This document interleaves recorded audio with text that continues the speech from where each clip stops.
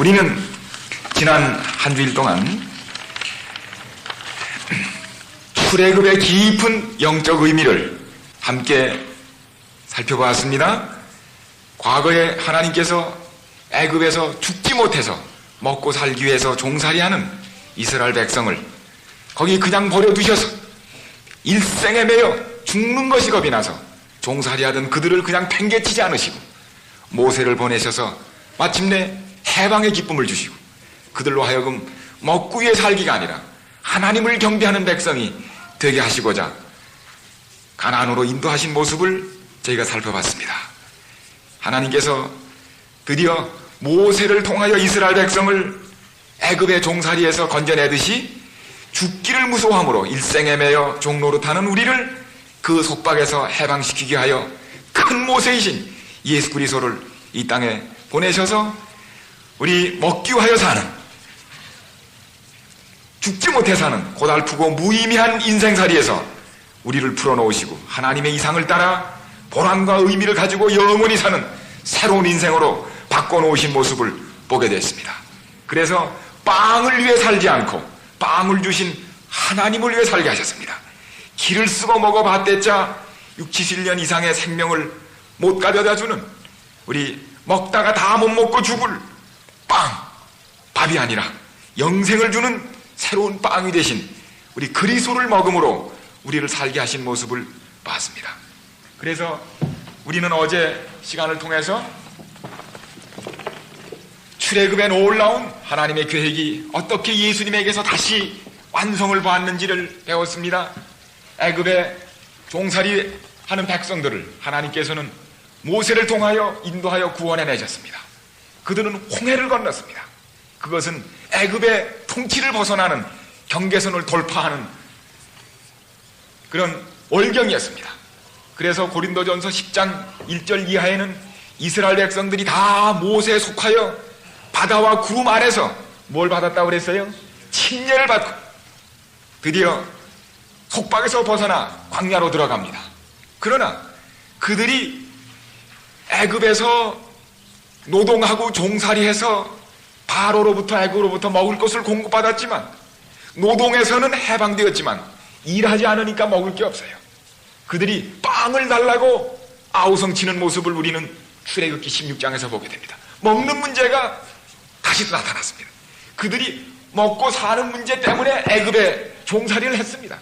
그것이라도 해야 먹여주니까. 네.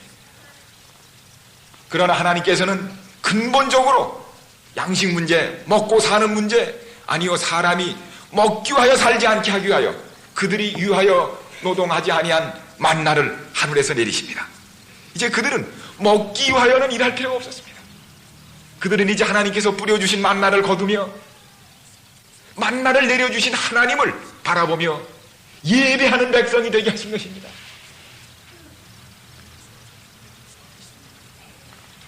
예수님께서는 이 땅에 오신 목적이 히브리서 2장 15절에 보면 죽기를 무서워함으로 일생에 매여 먹고 살는데 매여 종노릇하는, 빚 갚으려고 사는, 먹기 위해 사는 인간들을 풀어놓기 위하여 이 땅에 오셨다고 그랬습니다. 예수께서는 완전한 더 큰 모세가 되셔서 우리를 이 종살이에서 건지시고 홍해를 건너듯 침례를 받으심으로 앞장서셔서, 과거에는 모세가 앞장서서 애굽을 빠져나왔지만 예수님께서는 당신이 침례 받으심으로 우리를 앞장서셔서 먹고 살기 위하여 종된 백성을 이끌어내십니다.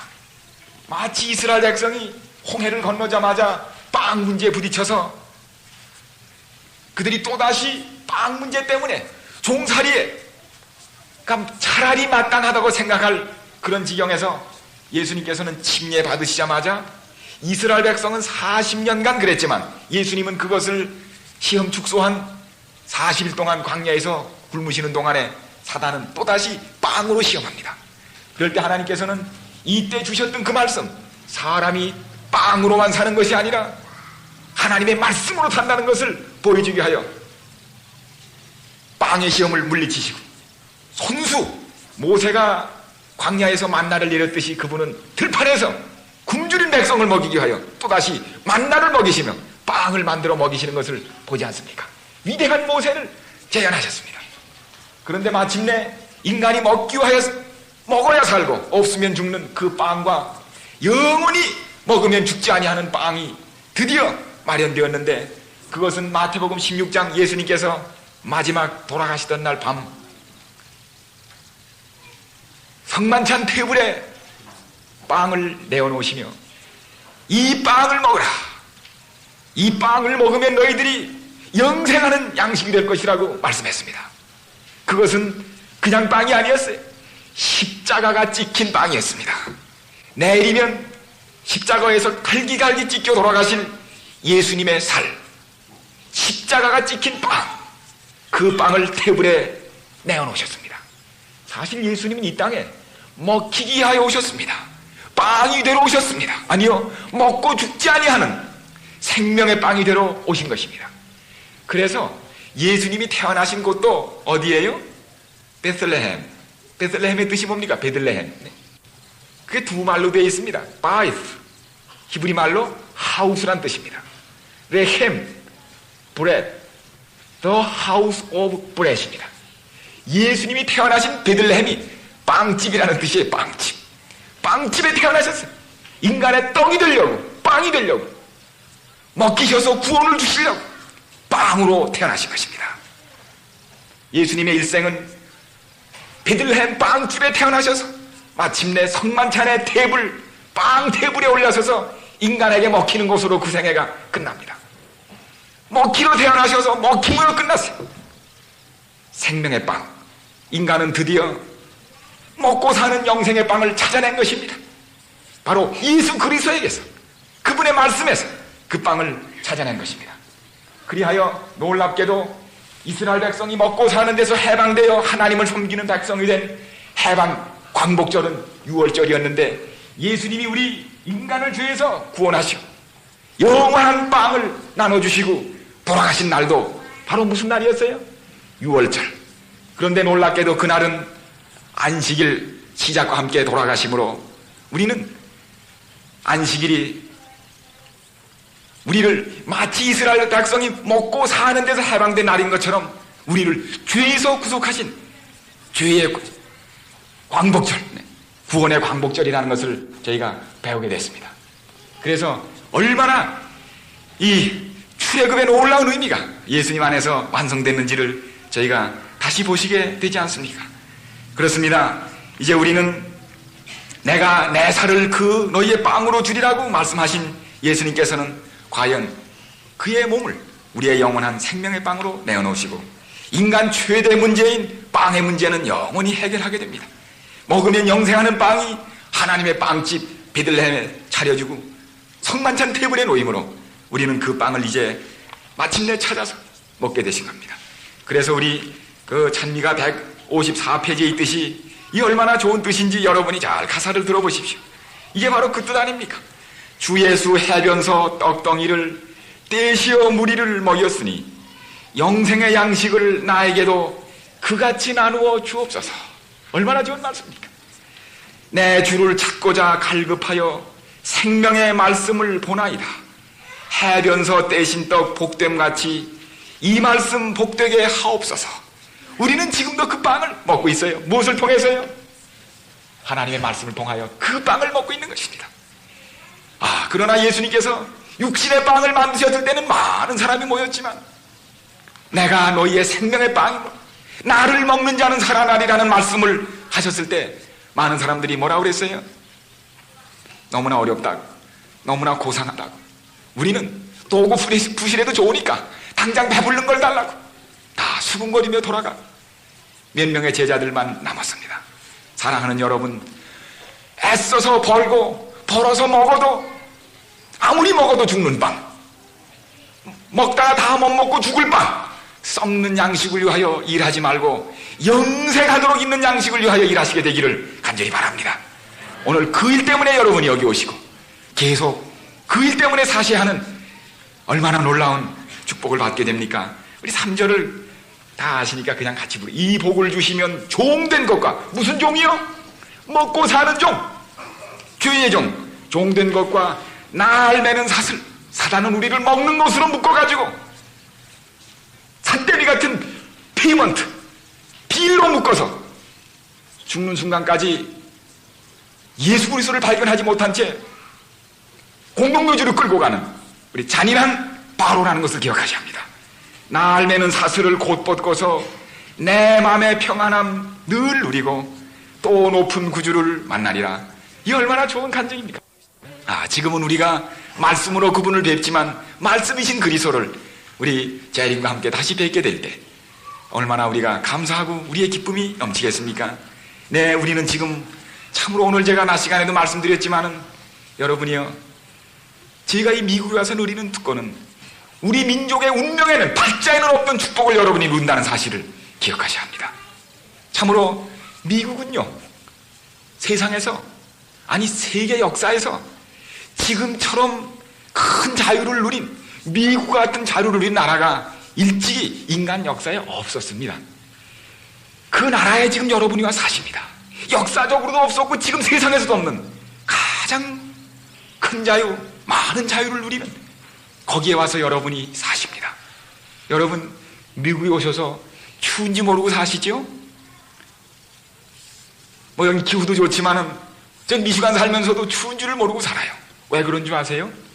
미국의 인구는 세계 인구의 6%, 세계 인구를 100명이라면 미국 인구는 6명밖에 되질 않습니다. 이 인구가 2억 남짓한 6%밖에 되지 않는 인구가 세계 에너지에 얼마를 쓰고 있는 줄 아십니까? 75%를 쓰고 있습니다, 여러분. 75%. 너무하지요, 한마디로. 그래서 한국이 그렇게 추운 겁니다, 여러분. 인구는 6%인데 세계 에너지의 75%를 우리가 쓰고 있어요, 여기서. 여긴 대죽고 저긴 얼어 죽는 겁니다, 여러분. 아유, 너무 불공평해요.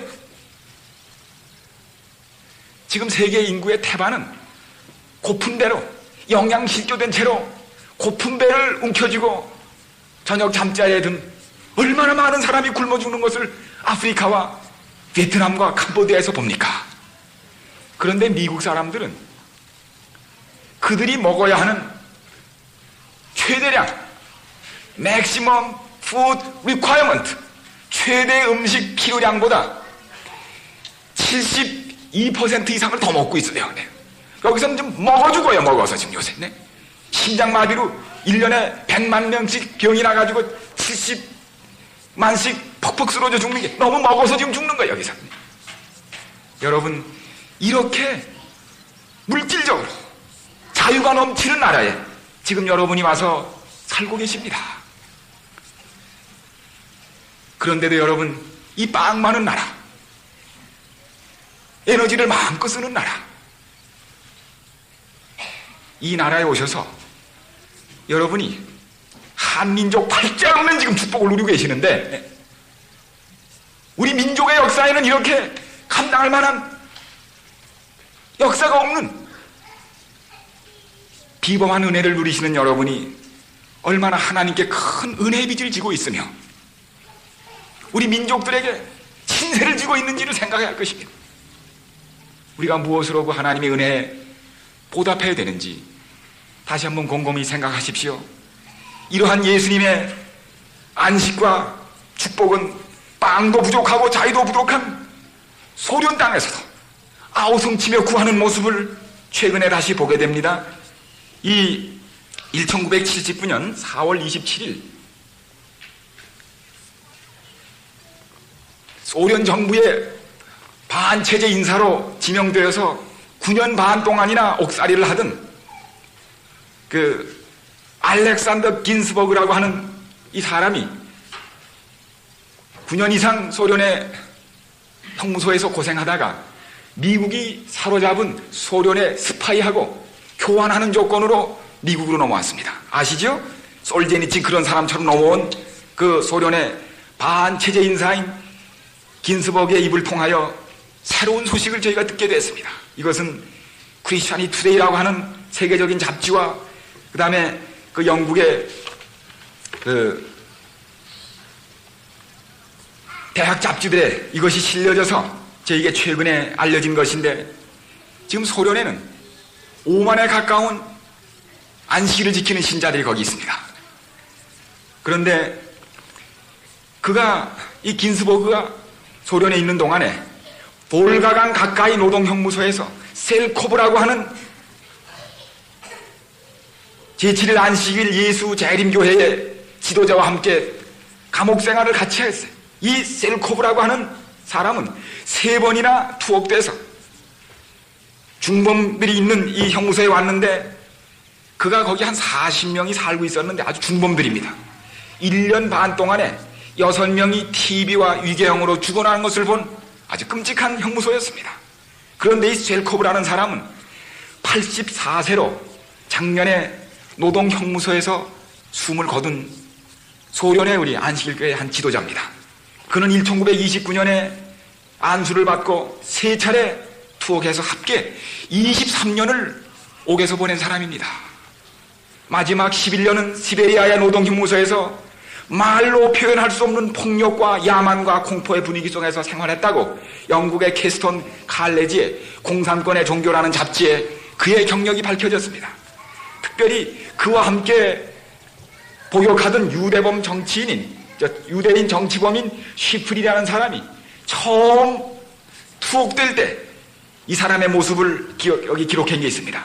수의병들이 키가 크고 가냘프며 진지하고도 인상적인 갸름한 얼굴에 흰수염을 가진 60이 되어 보이는 노인을 우리 감방 안으로 떠밀어 넣었다. 그 수염이 너무도 희어서 우리의 더러운 감방에 실감이 안 나게 보였다. 그의 흰 수염보다 더욱 감명을 주는 것은 그 노인의 눈이었는데 두 눈은 검고 평화로웠으며 문자 그대로 빛나는 온유함이었다. 그의 논중은 조용하고 너그러웠으나 해박했으며 마침내 선이 악을 이길 것을 확신하는 것이었다. 그랬습니다. 그는 11년 동안 이 끔찍한 노동 형무사에서 영생하는 밤, 배도 고픈 소련 땅에서 영생하도록 있는 빵을 위하여 싸우다가 11년 동안 복역을 마치고 나온 다음에 끝이지 아니하고 True Witness, 참된 증인이라고 하는 출판사를 지하에 차려놓고 계속 책을 쓰며 기사를 써서 팜플렛을 돌리고 금주대에 있는 청년 전도를 시작하고 자녀들을 안식일에 공립학교에 보내지 말도록 그리고 전쟁을 위하여 무기를 들지 말도록 격려하며 당국을 긴장시키고 수배받았으나 이리저리 피해 다니다가 1978년 3년 전 3월 14일 딸의 집에서 체포됐습니다. 체포됐을 때 그는 110개의 출판물과 기사가 증거로 열거되고 그때 155명도 넘는 그 땅에 있는 안식일을 지키는 신자들이 법정에 나와서 이 사람이 전혀 정치에는 관여하지 아니한 순수한 신앙인이라는 것을 증명하겠다고 신청했지만 다 기각된 채 그는 다시 투옥됐습니다. 그가 몹시 건강이 그때 나빴고 함께 잡혀간 그의 사위 랩시라는 심장병으로 몹시 위급한 중에 있었습니다. 그의 부인은 병원에 입원 중이어서 사경을 헤맨다고 연락이 왔지만 그 남편은 부인을 문병하도록 허용되지 않은 채 끌려갔습니다. 그 체포 당시의 모습이 그분의 딸인 디나가 너무나 불법적이라고 브레즈네프 소련 대통령에게 보낸 진정서에 묘사됐는데 이것이 우리 영국으로 넘어와서 그대로 여기 기록되어 있어요. 그 딸이 보낸 브레즈네프에게 보내는 진정서입니다. 1978년 3월 14일 20명의 조사관들이 거짓말을 하고 이 집에 들어와서 아버지를 붙잡은 다음에 그 방에 모든 친척 가족을 몰아넣고 이 집에 어디에도 감춰있을 하나님의 말씀 출판물을 이 사람이 쓴 출판물을 찾고자 천정을 뜯어내고 굴뚝을 허물고 마루를 다 뜯고 벽들을 다 제치고 지하 2m로 마루를 파냈다고 그랬어요. 땅속에 감췄나 마루 밑을 2m나 팠다고 그랬습니다. 하나님 말씀이 감췄나 찾는 겁니다. 이 사람이 쓴 진리가 담겨진 출판물을 찾으려고 마루 밑을 2m나 파내고 아스팔트로 깐 길을 뜯어내고 마당을 파헤치고 이웃과의 담과 벽을 허물고 변소 변기를 뒤지고 4일 동안 뒤졌다고 그랬습니다. 4일 동안 뒤지고 나니까 집은 폭격 맞은 집처럼 됐다고 그래서 완전히 뒤집어 놓고 갔어요. 그래서 이 딸은 말했습니다. You comrade Brezhnev, 브레이네 부동무여, 당신이 1977년 5월 24일 중앙위원회 연설에서 모든 불법을 바로잡고 스탈린 시대의 비극을 반복하지 않겠다고 얘기를 했는데 이 어쩐 일이냐고. 이 부끄러운 국가적 무신론을 소련 땅에서 끝내달라고 눈물 어린 목 호소로 호소하는 편지입니다. 그러나 당국은 이 사람을 반국가범으로 몰아가지고 다시 5년형을 중노동을형을 주어서 형무소로 다시 보냈습니다. 특별히 소련에 잘 알려진 인권운동자인 사하로프 박사도 재판에 돕기하여 오고 여러 나라 국가 원수에게서도 진정서가 왔지만은 너무 늦어서 84세 된 셀코브 이분은 사슬에 손이 매인 채 1980년 1월 27일 옥에서 죽고 말았습니다. 여러분, 참으로 이렇게 딸이 추호할까봐 아버지를 위해 가져간 옷도 다 거절된 채 그 추운 형무소에서 84세나 된 노인이 생명의 양식을 먹으면 죽지 아니할 빵을 배도 고프고 영생의 양식도 없는 소련 땅에서 뿌리다가 죽어간 사실을 생각하십시오. 여러분이요, 우리는 지금 마음대로 성경을 읽을 수 있고 가기만 하면 말씀을 듣는 이 좋은 땅에서 우리가 왜 영적 양식으로 생명의 양식으로 굶주려 있어야 하는지 이해할 수 없습니다. 교회에 나가서도 우리는 말씀을 찾지 못하고 우리가 참으로 집에서도 말씀을 깊이 깨닫고 연구함으로 이토록 귀중한 생명의 빵을, 양식을 나의 생명을 위하여 얻지 못하는 것처럼 그렇게 슬픈 일이 어디 있겠습니까? 그러므로 사랑하는 여러분, 육신의 빵도 많은 이 땅에서 영생의 빵도 그만큼 족하게 잡수게 되기를 간절히 바랍니다. 이제 제가 오늘은 마치는 날입니다. 어제는 한 개인의 출애굽을 사도 바울의 생애를 통해서 말씀드렸습니다. 그런데 이 출애굽의 얘기는 아직 끝나지 않았어요.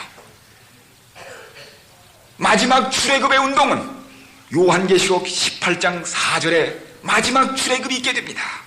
내 백성아, 거기서 나와 그 죄에 참여하지 말고 그에 받을 재앙을 받지 말라.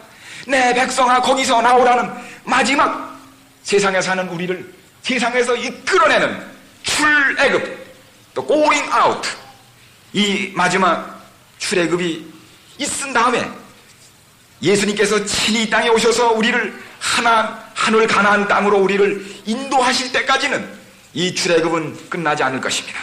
네, 모세가 이스라엘 백성을 지상 가나안으로 인도하기 위하여 이스라엘을 애굽 땅에서 인도하여 내어 12지파로 이루어진 광야 교회를 세우셨다고 사도행전 7장 38절에 기록되어 있습니다.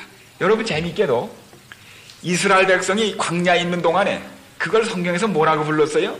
광야에 있는 교회라 그랬습니다. 교회. 그런데 과연 예수님께서는 이 땅에 오셔서 진짜 모세가 되셔서 온 세상 가운데서 사람을 불러내어 12제자로 이루어진 뭘 만드셨어요? 교회를 만드셨습니다. 그래서 이 교회란 말이 뭐라고 그랬습니까? 교회란 말이 에클레시아라고 그래요. 이 본 원어에는 에클레시아란 말이 뭡니까? The calling out, 불러냄을 입은 세상에서 빠져나온 사람들을 모아놓은 것을 교회라고 그럽니다. 출애굽한 사람입니다. 네, 그래서 예수님께서는 유월절 양이 되어 돌아가심으로 인류를 죄의 속박에서 건져내서 영원히 해방케 되는 출애굽을, 광복을 우리에게 가져다 주셨습니다. 그러나 오늘은 제가 거기에 이어서 교회의 출애굽을 좀 말씀드리려고 합니다. 그래서 오늘은 제가 아마 성경절도 말씀드리겠지만은 교회 역사를 말씀드려서 그 이후에 있었던 교회 역사와 세계 역사를 통한 하나님의 출애굽 운동을 여러분이 역사적으로 실감하시게 되기를 바랍니다. 그런데 예수님이 이와 같이 해서 사람들을 죄에서 건져내고 불러낸 무리들로 교회를 만들어 놨지만 300~400년이 다 못되어서 다시 세상에서 나왔던 교회가 도로 세상으로 빨려 들어가는 슬픈 일이 있게 됐습니다. 그것은 아시는 대로 교회가 세워진 지 300년, 400년이 지난 후에 교회는 그 본래 목적을 잊어버리고 다시 세상과 연합하기 시작하므로 중세기 교회가 탄생합니다. 우리는 중세기 교회를 뭐라고 부릅니까? 로만 캐톨릭. 교회가 다시 세상과 연합하고 불러낸 목적을 잃어버리고 세속에 물들어 타락한 채 중세기 천여년간 세상은 다시 불러낸 교회의 참모습을 찾아볼 수 없는 그런 어둠 중에 깊이 빠져버립니다. 이리하여 마침내 하나님께서는 또다시 영적 바벨론의 포로가 된 당신의 백성을 탈출시키기 위하여 세계 역사의 최대 탈출 작전을 벌이셨습니다. 우리 오늘 여러분이 받으신 동그라미가 많이 치어진 도표를 보십시오. 다 받으셨죠?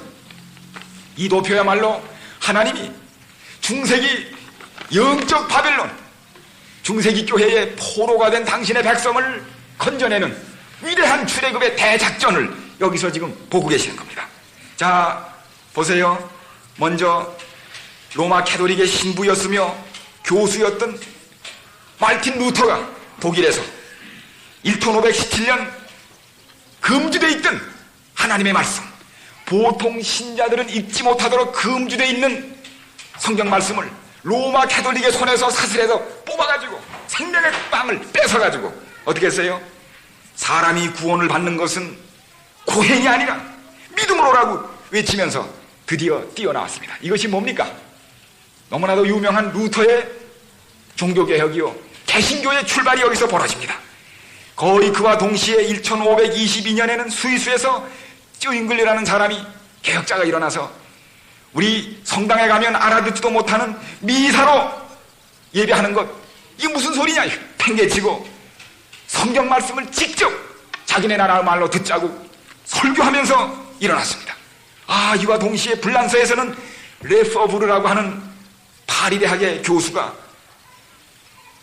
똑같은 일을 시작해서 이 캐톨릭 손에서 성경을 뺏어가지고 백성들에게 빵을 나눠주기 시작했습니다. 그의 제자 가운데 하나가 누굽니까? 칼빈이었어요. 캘빈. 그러나 캘빈은 이 불란서에서 종교개혁이 일어나는 것을 캐톨릭 국가였던 불란서가 용납하지 않고 죽이려고 핍박했기 때문에 칼빈은 보따리를 싸서 어디로 도망갔어요? 스위스로 도망가 버렸습니다. 이 칼빈은 사람의 운명은 교황이 정하는 것이 아니고 하나님이 결정하시며 교회는 교황이 다스리는 것이 아니라 하나님이 통치하신다고 하나님의 통치권을 외치면서 캐톨릭에서 뛰어나왔습니다. 1535년 뛰어나왔어요. 그러나 이때 이 개혁자들이 끊임없이 막 뛰어나옵니다. 탈출이에요. 중세 캐톨릭의 쇠사슬에 얽매여서는 구원이 없다는 것을 깨달았습니다. 네, 여러분, 루터나 켈빈이 거기서 목숨을 내걸고 뛰어나올 때는 여기 있으면 구원을 받지 못할 것을 알았기 때문에 뛰어나온 겁니다. 여러분, 죽음을 무릅쓰고 뛰어나온 거예요. 그냥 아이고 교회나 좀 옮겨볼까 그래서 나온 게 아니에요. 사람이 구원받는 것은 중세기 카톨릭이 가르치던 그 교리로는, 성경을 사람의 손에서 빼앗아버린 그것으로는 영생이 없음을 깨닫고 목숨을 내걸고 뛰어나온 겁니다. 그러나 이분들이 하나님의 인도로 이 대개혁을 추진해서 용감하게 뛰어나오기는 했지만은 너무들 급히 뛰어나오느라고 이 보따리 싸가지고 뛰어나오는 사람이 다 챙겨가지고 뛰어나올 수가 없어요. 루터도 뛰어나올 때 캐톨릭에서 이중 파문을 내려서 루터의 목은 벌써 2번씩이나 도망갈 수 있는 그런 이중 파문 밑에 있었고 켈빈도 마찬가지였습니다. 이래가지고 보따리를 싸가지고 도망치듯 나오는 통에 다 챙겨가지고 뛰어나오질 못했어요. 여러분, 그저 중요한 진리 한두 가지를 챙겨가지고 뛰어나온 것입니다. 이래가지고 때때로 그들이 추진한 그 개혁에는 많은 어려움들이 있게 됩니다. 이래서 이때 그 캐톨릭이 너무나도 이 개신교도들을 아주 잔인하게 다뤘기 때문에 켈빈 선생님도 여기에 맞서기 위하여 상당히 엄격하게 다뤄가지고 켈빈 선생님도 제네바에서 교회의 말 듣지 않는 사람을 불에 태워주겠습니다. 의사도. 네. 그런 그 역사를 다 아시지 않습니까? 그래서 야, 이렇게 하려면 통제적이고 강압적이면 이래 되겠는가? 이래서 보다 민주적인 평신도 중심적인 교회를 만들어야 되겠다고. 그래서 이 켈빈 선생님의 개혁교회, 요새 말하면 장로회에서 뛰어나온 사람들이 누군가 하면 여기 여러분이 보시면 컨그리게이셔널 처치라는 게 있습니다. 회중교회가 있지 않습니까? 평신도를 우대하는 회중교회가 거기서 여기 보시는 대로 뛰어나옵니다. 여기 나오지요? 개혁교회에서부터 독립회중교회가 뛰어나오게 됩니다. 그런데 이런 일이 이제 1581년에 있게 되는데 또다시 이 독립회중교회라는 여기 있는 교회예요. 그 교회에서는 아니 이러지 말고 우리 이왕이면 캐톨릭에서 뛰어나왔으니 캐톨릭이 중세에 만든 여러 가지 그 성경적이 아닌 예식들을 버리고 예수님도 요단강에서 침례를 받았으니 예수님이 죄 없는데도 침례를 받으셨는데 우리가 어떻게 약식 세례를 받겠느냐고. 게다가 영아 세례를 어떻게 성경에 없는 걸 시행하겠느냐고. 그래서 이 재침례파의 영향과 함께 무슨 교회가 생겼어요? 베프티스트. 그래서 침례교회라고 합니다. 이게 회중교회에서 나왔습니다. 그래서 예수님처럼 물로 받는 침례를 권장하는 침례교회가 그래서 나온 겁니다, 여러분. 자, 여러분이 이 말씀을 들으시는 동안에 느끼시는 게 뭔가 하면 로마 캐톨릭에 갇혔던 하나님의 백성들이 뛰어나오는데 한꺼번에 뛰어나온 것이 아니고 어떻게 해요? 먼저 누가 뛰어나왔어요? 루터가 뛰어나오고 이어서 켈빈이 바톤을 받고 그 다음에 또 딴 사람이 받고 그래서 자기 고수를 자기가 달리는 겁니다. 이 개혁은 그래서 계속 진행돼 나가는 것입니다. 여러분이 오늘 짧은 시간이지만 교회 역사를 지금 공부하고 계시는 거예요. 이거 아주 중요한 시간입니다. 그래야 여러분들이 그 현대 우리 모든 성경과 이 교회의 배경을 이해하시게 됩니다. 그래서 이 1608년에는 이와 같이 침례회가 영국에서 다시 발생한 다음에 칼빈 선생님이 그때 당시 분위기 때문에 가르친 예정설, 어떤 사람은 아예 멸망받도록 이미 정해졌고 어떤 사람은 하나님의 영광을 위하여 구원받도록 미리 하나님에 의하여 정해졌다는 예정설이 하나님의 뜻과 성경에 맞지 않는다고 외친 장로회 한 신자가 있었는데 이 사람이 바로 화란에 있던 그 아르미니우스라는 사람입니다. 이 사람이 이거는 성경에 맞지 않는 일이라고. 그래서 예정이 아니라 미리 아신 예지 예정이라는 진리를 들고서 진리를 찾아냈습니다. 그래서 이건 장로회에서 나온 하나의 그 성경을 바르게 이해한 운동이었습니다. 이 귀한 진리를 누가 받아들이는가 하면 침례교회 일부에서 받아들입니다. 뿐만 아니라 후에 이 진리를 누구도 받아들이는가 하면 감리회 운동을 일으켰던 요한 웨슬레도 칼빈 선생님의 다른 거는 우리가 취할 수 있어도 이거는 잘못됐다고 해서 감리회에서는 칼빈 선생님이 주장하고 있는 예정설을 믿지 않습니다. 그건 사실 성경적이 아니니까요. 그 면에서 감리회가 장로회와 다르고 성경적인 한 부분을 가지고 있습니다. 우리를 저희가 여기 그 역사와 현실에서 잘 보고되지 않습니까? 그런데 영국에서는 1570년에 헨리 8세가 자신의 이혼 문제 때문에 교황과 의견 충돌이 돼가지고 로마 천주교에서 빠져나온 게 뭔가 하면 독립돼 나온 것이 앵글리칸 추어치. 여기 성공해 있습니까? 앵글리칸 추어치가 그래서 나오게 됩니다. 반쯤만 빠져나오고 말았습니다. 그러나 또다시 오직 구원은 믿음으로만 구원받는다고 부르짖으며 웨슬레가 1740년 성공회에서 뛰어나와가지고 만든 믿음으로만 구원받는다는 영국에서의 또 하나의 개혁이 뭡니까? 그게 감리회 운동입니다. 지금 그래서 사방에서 어떻게 하는 겁니까? 계속 중세기 로마 캐톨릭에 의하여 빼앗겼던 진리, 생명의 말씀을 하나씩 찾아가지고 뛰쳐나오는 겁니다. 이게 뭡니까? 대출애굽, 대탈출 작전이 지금 계속 반복되는 것입니다. 그런데요, 1865년에는 감리회에서 구제와 봉사를 강조하는 군대식 교회 탄생했어요?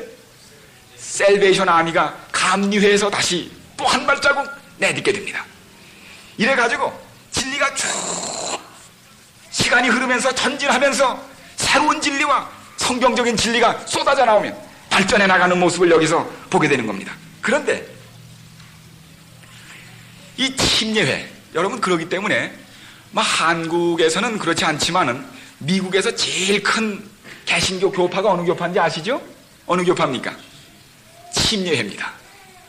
이 침례회가요, 여기에서 보시는 대로 성경에 아주 가까운 교회입니다. 루터 교회보다 훨씬 가까운 교회입니다. 왜요? 그렇지 않겠습니까?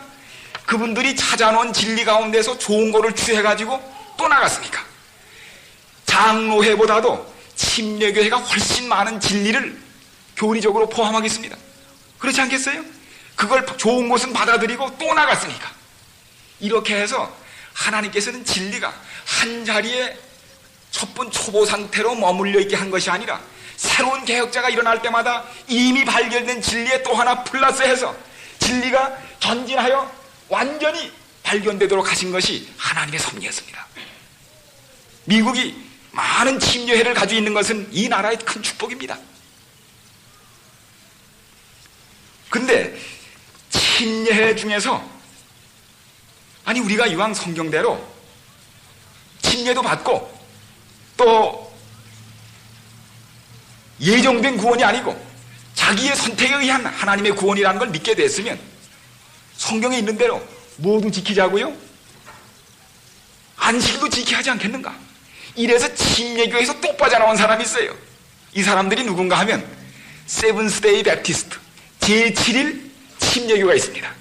여러분이 안식일 지키는 게 우리 안식일 교회에서 만든 거 아닙니다. 사실은 그 안식일이 침례교에서 나온 거예요. 제가 있는 미시간 거기에 제가 담임한 교회 앞에는 세븐스데이 베프티스트라는 교회가 있습니다. 여기도 있습니까? 이 부분에 있습니까? 잘 찾아보면 어디 있을지 모르겠는데. 그래서 이 안식일도 침례교에서 발견한 겁니다, 여러분. 그러니까 또 한 발자국 나아간 거예요. 캐톨릭이 321년 안식일을 일요일로 바꾼 다음에 제7일 침례교에서 이것을 다시 회복한 것이 그래서 이루어진 겁니다. 교회사적으로.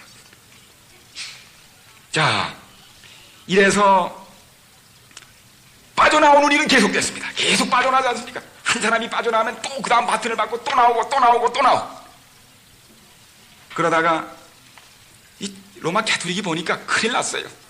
중세기 동안 세상 사람들을 로마 캐톨릭의 철통 같은 교리로 꽉 막아놓고 말 듣지 않으면 파문, 그래도 말 듣지 않으면 어디로 보냈어요? 종교재판 해가지고 어떻게 했습니까? 화형 불에 태워주기, 그러지 않았습니까? 그래도 빠져나가니까 종교개혁이 일어나서 사방에서 아우성 치니까 어떻게 했어요? 다시 회의를 열었습니다. 그때 마음이 두 가지였어요. 사과할까? 잘못됐다고. 면죄부 팔아서 죄 용서해준다고 하는 거 잘못됐다는 거 인정할까? 첫 번에는 인정할 뻔했습니다.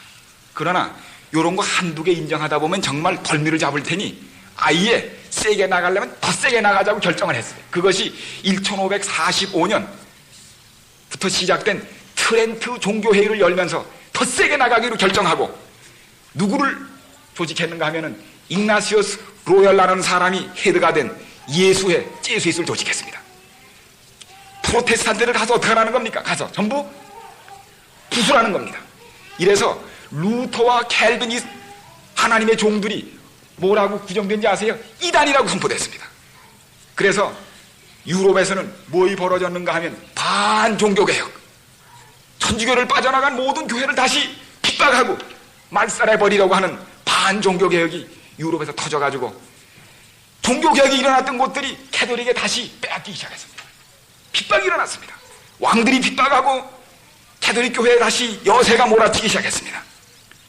이때 하나님께서는 유럽 땅에서 더 이상 설 수 없는 종교개혁, 빠져나온 백성들을 보존하기 위하여 피난처를 주셨습니다. 우리 요한계시록 12장을 보세요. 이 섭리가 성경에 예언되어 있다는 사실을 아셔야 합니다. 요한계시록 12장입니다. 지금 중세기 1260년 동안을 고생하며 헤매든 하나님 백성들의 모습이 여기 나온 다음에 여기 보세요. 12장 15절 여자의 뒤에서 뱀이 사단이 그 입으로 물을 강같이 토하여 여자를 핍박으로 물로 떠내려가게 하려 하되 발붙일 틈을 두지 않았어요. 이럴 때 누가 하나님의 교회를 대표하는 여자를 도왔습니까? 여기 16절 보세요. 16절 땅이 여자를 도와줬다고 그랬어요.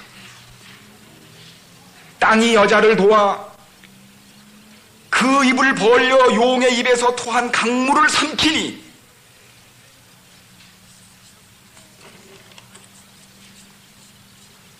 여러분, 하나님께서 중세기 유럽 로마 캐톨릭에서 뛰어나온 하나님의 백성들, 루터와 켈빈과 여러 개혁자들이 만들어놓은 그분의 백성들이 또다시 무참하게 이 땅에서 파멸당하지 않도록 한 땅을 감춰두고 계셔서 피난처럼 땅이 여자를 도와줬어요. 그래서 여러분, 유럽에서 종교 핍박으로 시달리던 하나님 백성들이 이제는 왕이 없는 땅, 교황이 없는 땅, 캐톨릭의 핍박을 받지 않는 땅, 방금 발견된 무슨 땅이요? 미국 신대유로 가자고 1620년 메이플라워를 타고 100여 명의 필그림 파더들이 그 파도가 높은 대서양을 건너서 미국 땅에 와가지고 드디어 뭘 세웠습니까? 이것이 오늘날 개신교 국가인 미국의 수립을 알려주는 역사적인 일이 여기 요한계시록 12장에 이미 예언되어 있는 것입니다. 이래서 그들은 이제 미국 땅에 와가지고 이제는 로마 캐톨릭에 간섭 없이 뭘 공부하게 됐어요? 중세기 여러분, 캐톨릭이 성경 못 보게 했습니다. 성경은 금서였어요. 불태우고 가진 사람은 종교재판에 해고됐어요. 이걸 사람들에게 읽게 시작한 것이 1962년 바티칸 제2공무회 이해로 공공연하게 평신도들에게 허용되었지, 그전에는 신부님들만 보는 책으로 돼 있었어요. 생명의 빵인 이 양식을 백성들에게 주는 것을 교리로 금했습니다. 여러분, 우리가 이 사실을 깨닫는다면 하나님께서 참으로 종교개혁을 일으키셔서 하나님의 종들을 일으키셔서 생명의 빵을 우리에게 나눠주시도록 도와주신 은혜가 얼마나 감사한지 모르겠습니다. 이래가지고 여기 보십시오. 유럽에서 일어난 모든 교회들이 미국이 발견되고 살기 좋고 종교 자유가 있고 빵이 많다는 얘기를 듣고서 어떻게 했어요? 저마다 일제히 여러분이 미국에 오시듯이 다 보따리를 싸가지고 어떻게 했습니까? 미국으로 막 건너기 시작했어요. 건너오지 않습니까? 지금 미국으로 건너왔어요. 자, 이제 그들은 미국에 와서 어떻게 합니까? 성경 말씀을 힘껏 마음껏 연구하기 시작했습니다. 성경 이제는 마음대로 출판되고 인쇄됩니다. 싼 값에 구할 수 있습니다. 사람들은 성경을 연구합니다. 그런데 제가 이제 재미있는 말씀을 하나 드리겠어요. 이 침례교인 가운데, 미국의 침례교인 많다는 말씀은 지금도 드렸지만은, 침례교인 가운데 윌리엄 밀러라고 하는 제대 군인 장교가 한 사람이 있었어요.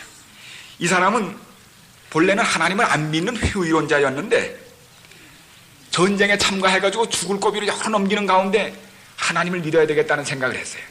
중대장으로 제대한 사람입니다. 성경을 열심히 연구했습니다. 성경을 연구하다 누굴 발견했어요? 예수 그리스도를 구주로 발견했습니다. 침례교인입니다. 근데 이 사람이 어디를 연구했는가 하면 다니엘서를 연구했어요. 다니엘서 8장 14절을 연구해보니까 2300주야, 예언으로는 연이지요. 2300주야까지니 그때가 되면 성소가 어떻게 된다고요? 깨끗하게 지리라는 예언을 읽었습니다. 그는 깊이 연구하기 시작했습니다. 그는 그래서 뭘 연구했는가 하면 우리 엊그제 보여드렸죠. 다니엘 8장의 해석이 9장에 나오는데 2300주야가 언제까지 계속된다고 시작된다고 배우는가 하면 457년 BC에 시작된다는 것을 우리는 어제 아이삭 뉴턴 경이 벌써 발견하는 거 다 보지 않으셨습니까? 에스라 7장 7절에 기록한 대로 그걸 쭉 연구해가지고 정확한 때 예수님이 돌아가시고 침례받으시고 그 모든 예언들이 문자 그대로 이루어진 것을 수학적으로 깨닫게 됐습니다. 이거 안식일교에서 발견한 거 아니에요. 제가 엊그제 말씀드릴 때 많은 분들이 신기하셨는데 이거 침례교에서 한 거예요. 윌리엄 밀러라는 사람이 한 겁니다, 여러분. 그 전에 여러 사람, 아이삭 뉴턴을 비롯한 많은 장감리교회 그 신학자들이, 경건한 목사님들이 연구해 놓은 겁니다. 이거 안식일교 진리 아니에요. 침례교 윌리엄 밀러라고 하는, 그때 현직은 농부였습니다. 근데 이게 다 맞았거든요.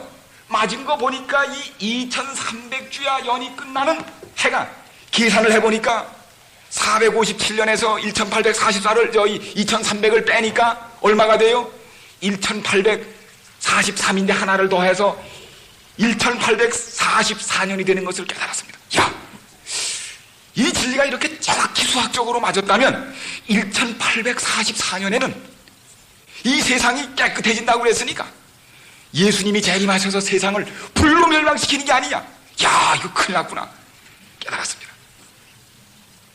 야, 그러면 이 사람이 이걸 언제 깨달았는가 하면은 그 2년간이나 연구한 끝에 이제 깨달았는데, 그때 당시로부터 25년 후에가 1844년이 됩니다. 야, 그러면 지금부터 25년 후면은 세상이 불바다로 끝난단 말이구나. 야단났구나. 이거 사람들한테 알려야 하는데, 야, 근데 내가 목사인가? 끙끙 앓으며 이거 어떡하나? 전도할래도 내가 농부인데 목사도 아니고 신학교도 안 다니고, 그러다 몇 년이 간 줄 아세요? 13년 동안 끙끙 하다가 지나갔어요. 이걸 깨달은다. 드디어 1831년이 됐습니다. 못 견디겠어요. 자기 계산대로 하면은 이제 얼마 후면은, 이제 앞으로 13년 후면 세상이 자기 해석대로는 불로 멸망당하는데, 아유, 큰일 났어요. 못 견디겠어요.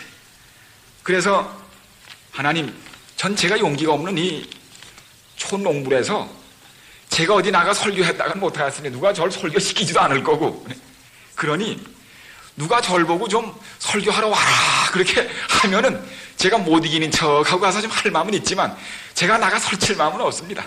신학교도 안 나왔는데 그거예요. 에이, 근데 벌써 50세나 늙은 이 농부에게 누가 설교를 시키려고?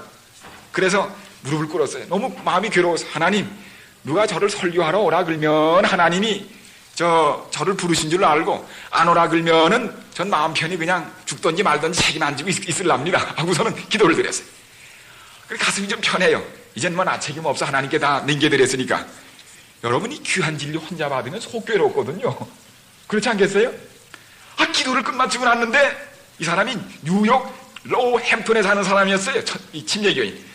30분 후에 문을 두드리는 거예요. 문을 열고 나갔더니 누군가 하면 조카인 얼딩이 한 사람인데 16마일 밖에서 왔습니다. 아주 새벽에 왔어요. 드레스덴이라고 하는 바로 16마일 밖에 사는 조카가 왔는데 누님댁이죠. 삼촌, 물론 침례교인입니다. 목사님이 내일 주일 설교를 못하게 되실 사정이 생겼으니까 소문에 들으니 요새 삼촌이 성경 공부 열심히 한다는 소문이 들리는데 뭐 공부하는지 와서 좀 발표를 해달라는 거예요. 그래서 정신이 얼떨떨해가지고 13년 만에 공부한 거, 13년. 그걸 싸가지고 조카와 같이 점심을 먹고 떠나서 드레스덴에 있는 누나네 집에 갔습니다. 가지고 정식 설교자 목사님이 아니니까 교회 간 것도 아니고 누님 집 부엌 식탁에서 몇 사람 많았고 설교를 했어요. 그런데 이 말씀이 바로 이 놀라운 계산입니다. 딱딱딱 들어맞는 계산이었어요. 이걸 가지고 설명을 하는데 사람들이 너무나 감명을 받아서, 여보, 밀럿이 가실 게 아니고 계속 해달라고. 그래서 7일 동안을 연속해서 설교했습니다. 그 집에서. 소문이 퍼져가지고 모여들었는데 12가족이 거기서 회개를 해버렸어요. 주로 침례교인들이지. 이 사람은 침례교인이고. 이 소문이 퍼지더니 사방 교파에서 오라는 거예요. 회중교회, 감리교회, 침례교회, 장로교회 교파가 없어요. 막 오라는 거예요.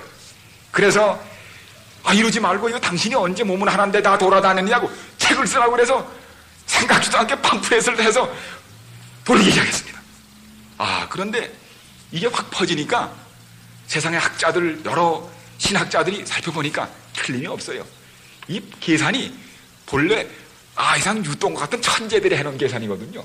이걸 윌리엄 밀러가 발견한 것뿐입니다. 그래서 이 대학 교수들도 인정하고 뉴욕 시립대 교수였던 그 부시며 브라운 이런 교수들이 맞다는 거야 이거. 이래 놓으니까 어떡합니까? 불이 붙기 시작한 겁니다. 이래서 꿈에도 생각지 않았게 1833년 이 시골 농부 윌리엄 밀러가 목사 안수를 받았어요. 안수 받았어요. 그래가지고 미국 동부 일대 카나다까지 돌아가지고 500마일을 다니면서 6,000명을 회심시켜서 하나님께로 돌아오겠습니다. 뿐만 아니라 이 말씀을 들은 각 교회에서는 교파를 가리지 않고 모여들어서 5만 명의 신자가 모여들고 전성기에는 10만 명이 윌리엄 밀러를 중심으로 모여들어가지고 큰 무브먼트가 됐습니다. 10개도 넘는 잡지가 발간되고 800만 장이 전파됐습니다. 드디어 그들은 더 성경을 열심히 연구한 결과 예수님이 이 땅에 재림하신다고 하는 날짜까지도 계산해놔. 성경에 없는 건. 이 대속주일하고 맞춰가지고 10월 10일 대속주일하고 맞춰보니까 예수님이 1844년 10월 22일에 오신다고 계산이 떨어지더라고요. 그날이 가까워오자 예수님의 재림을 믿고 윌리엄 밀러의 말을 들은 사람들은 이제 예수님이 조금 있으면 오십니다. 가게 봐 뭐해요? 하늘나라 갈 텐데 예수님 오시면. 모든 스토어를 닫았습니다. 이 미케닉 샵을 닫았습니다. 직장을 그만뒀습니다. 농사꾼들은 그해 심어놓은 농작물 추수를 포기했습니다. 이거 거두들이 뭐해? 이제 하늘에 가면 생명과 하늘 거 먹을 텐데 이거 뭐하러 추수합니까? 교사들은 사표를 제출하고 법관들은 사직했습니다. 이 진리를 믿은 어떤 시장도 그 좋은 자리를 내놨습니다. 필라델피아의 5번가에 있는 한 양복점에는 그 앞에다 이렇게 써붙였습니다. 10월 22일 나타나실 킹 오브 킹스, 왕중왕을 영접하기 위하여 금일부터 폐업한 거예요. 이거는 어떤 분들은 안식일교회에서 이거 한 줄 아는데 이게 침례교회에서 한 겁니다. 여러분, 이게 침례교 운동이에요. 그런 말씀 들으신 적 있죠? 침례교회에서 일어난 운동이에요. 근데 침례교회 운동도 아니고 초교파 운동입니다. 여기에 장로회, 감리회, 침례회, 회중교회 모든 목사님들과 신자들이 다 뭉쳤어요. 이래가지고 각 교회에서는 침례회 분야가 목사님들이 팔이 아파가지고 왜요? 예수님이 오시니 빨리 회개해야죠. 그래가지고 그냥 목사님들이 몸살이 나실 지경으로 침례를 베풀었어. 드디어 최후 3주, 예수님이 오실 날이 3주밖에 남지 않았습니다. 3주가 되자 인쇄소에서는 밤낮 인쇄기를 돌렸어요. 전도지입니다. 빨리빨리 전도해야 구원받기 때문에. 드디어 10월 19일, 이제 예수님 오실 날 며칠 남았어요. 3일. 모든 인쇄소가 올 스톱됐습니다. 사방에 돌아다니며 예수님의 재림을 전도하던 전도자들은 가족과 함께 예수님을 맞기 위하여 다 집으로 돌아갔습니다. 드디어 10월 20일 아침이 훤하게 동토왔습니다. 이때 재림을 기다린 사람을 애드벤티스트라고 그랬어요. 오늘 안식일교회 애드벤티스트가 아닙니다. 그때 애드벤티스트는 초교파 애드벤티스트예요. 미국에서 일어난 거니까 미국 역사에 나오는 이야기입니다. 이게 다. 그래서 그날 아침이 되자 재림을 기다린 초교파에서 모여든 많은 사람들이 그룹이 모여가지고 예수님의 재림을 영접하고자 좀 더 예수님이 잘 보일 곳을 향해서 모여들기 시작했어요. 윌리엄 밀러는 뉴욕 로햄턴에 있는 단풍숲 매플 그룹, 거기에서 동력자들과 함께 바위를 하나, 널찍한 바위를 차지하고 그 위에서 아침부터 동쪽을 바라보고 있어요. 예수님께서 동편에 오신다고 그랬기 때문에. 그래서요, 지금도 가면 그 바위가 어센션 락스라고, 승천바위라고 붙여가지고 아직도 그 바위가 있어요. 가시면 볼 수 있어요. 뉴욕에 가면 있습니다. 그런데 그 중에 찰스 피츠라고 하는 회중교회 목사님은 36세였는데 그때 당시 아이들이 6이나 됐어요.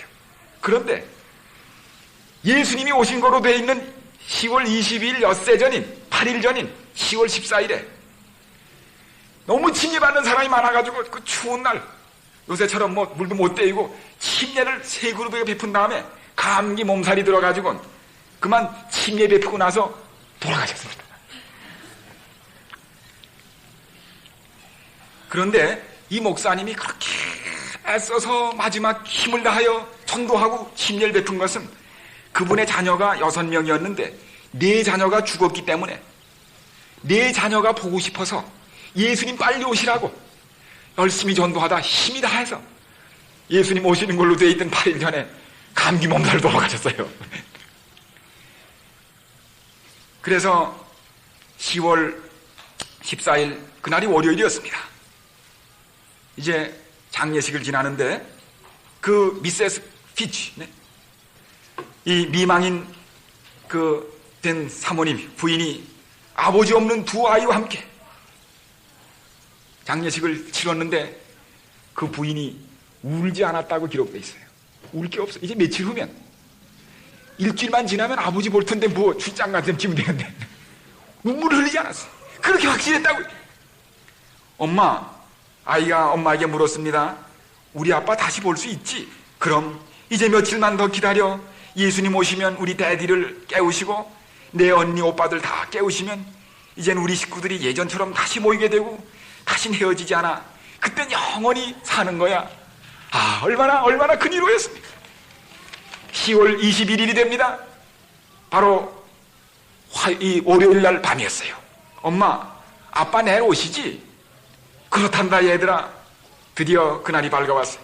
아이들은 온종일 엄마와 함께 동력 하늘을 쳐다보며 예수님을 기다렸습니다.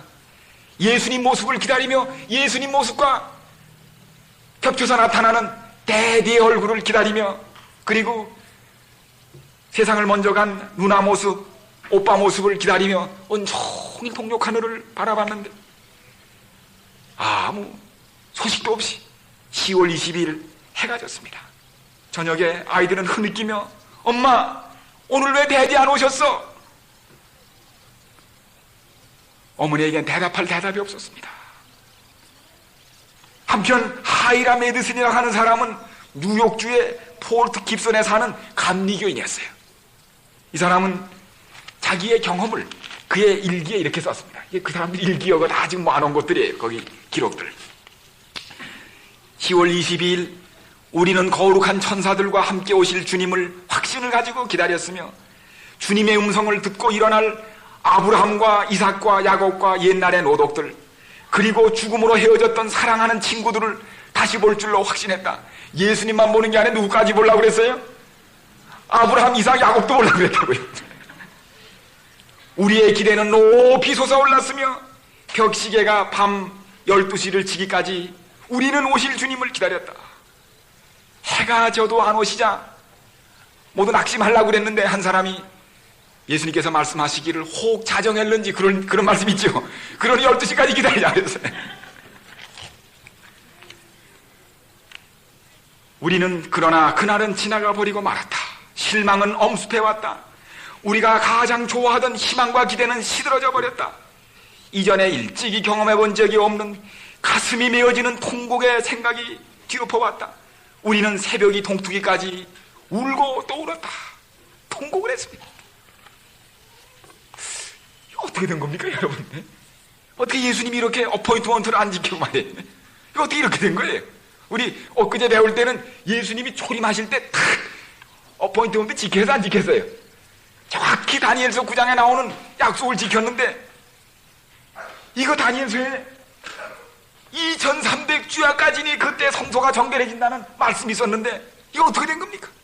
무슨 일이 일어난 겁니까? 실망한 사람들은 다시 눈물을 닦고 도대체 어디가 잘못된 거냐고. 연대계사는 아무리 해도 잘못된 데가 없다는 것이 역사가들이나 모든 교수들이 확인을 해서 컨펌을 했어요. 잘못되지 않았다고.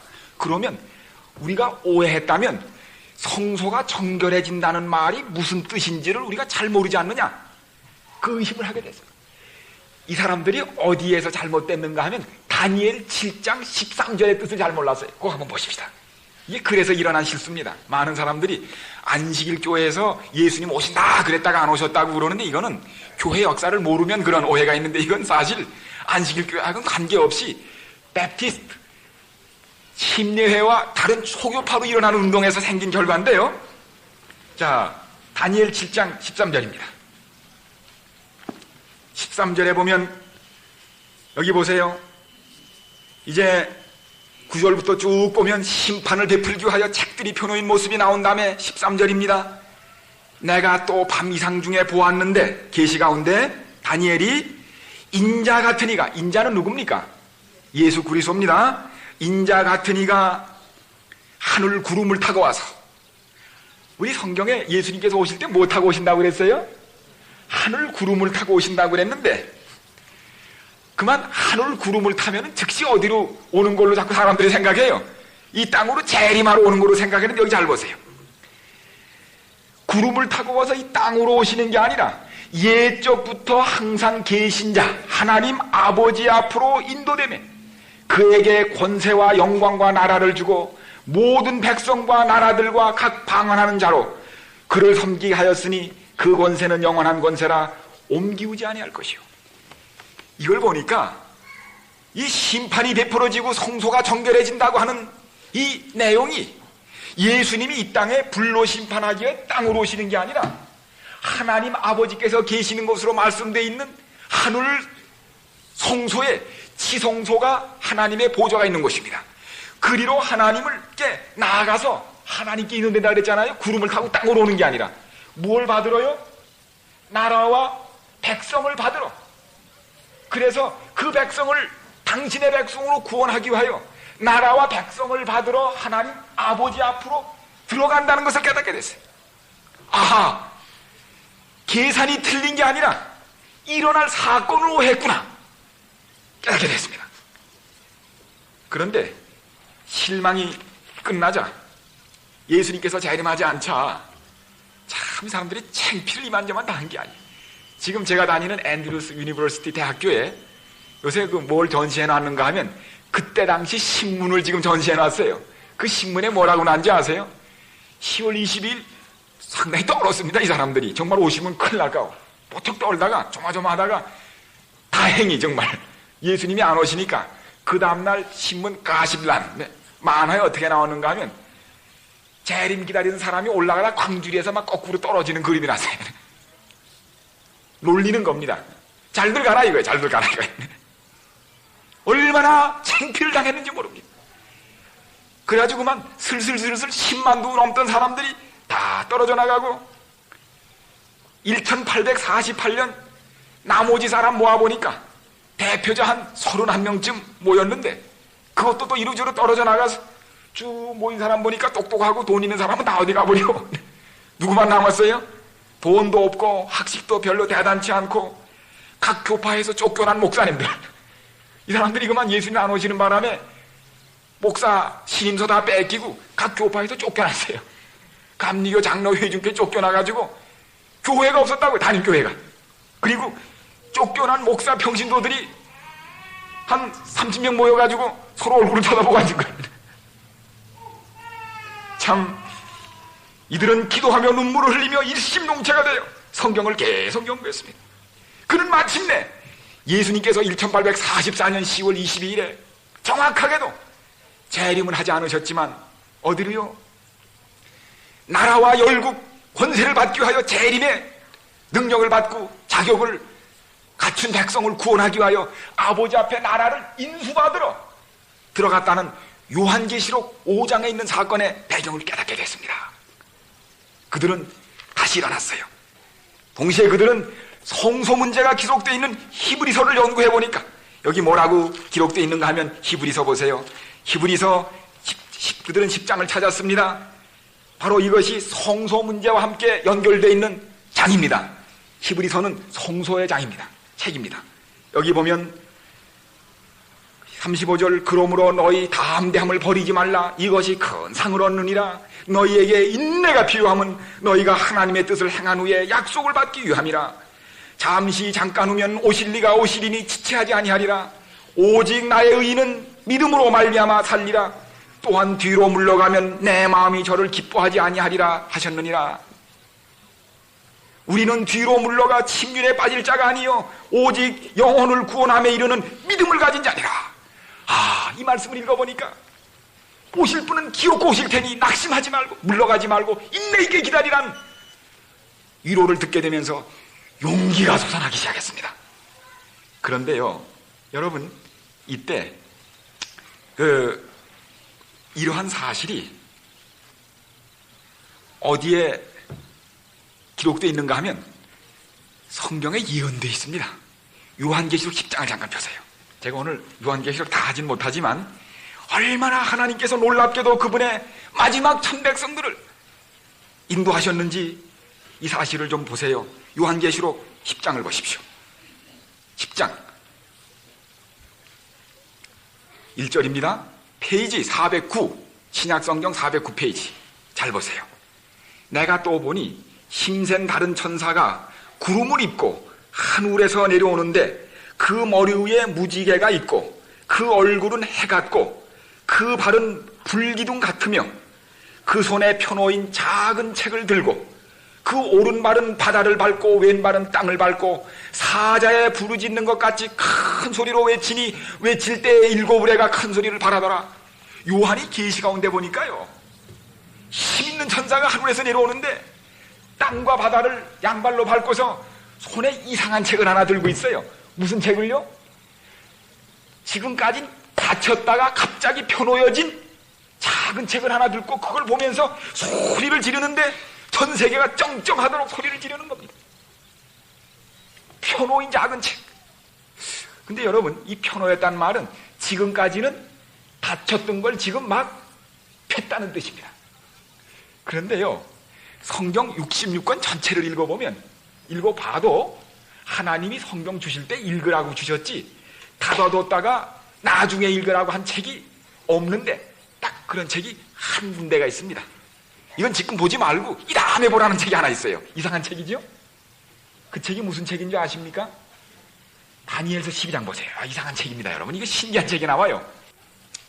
여기 보면 4절입니다. 다니엘아, 마지막 때까지 이 말을 간수하고 이 글을 어떻게 알아요?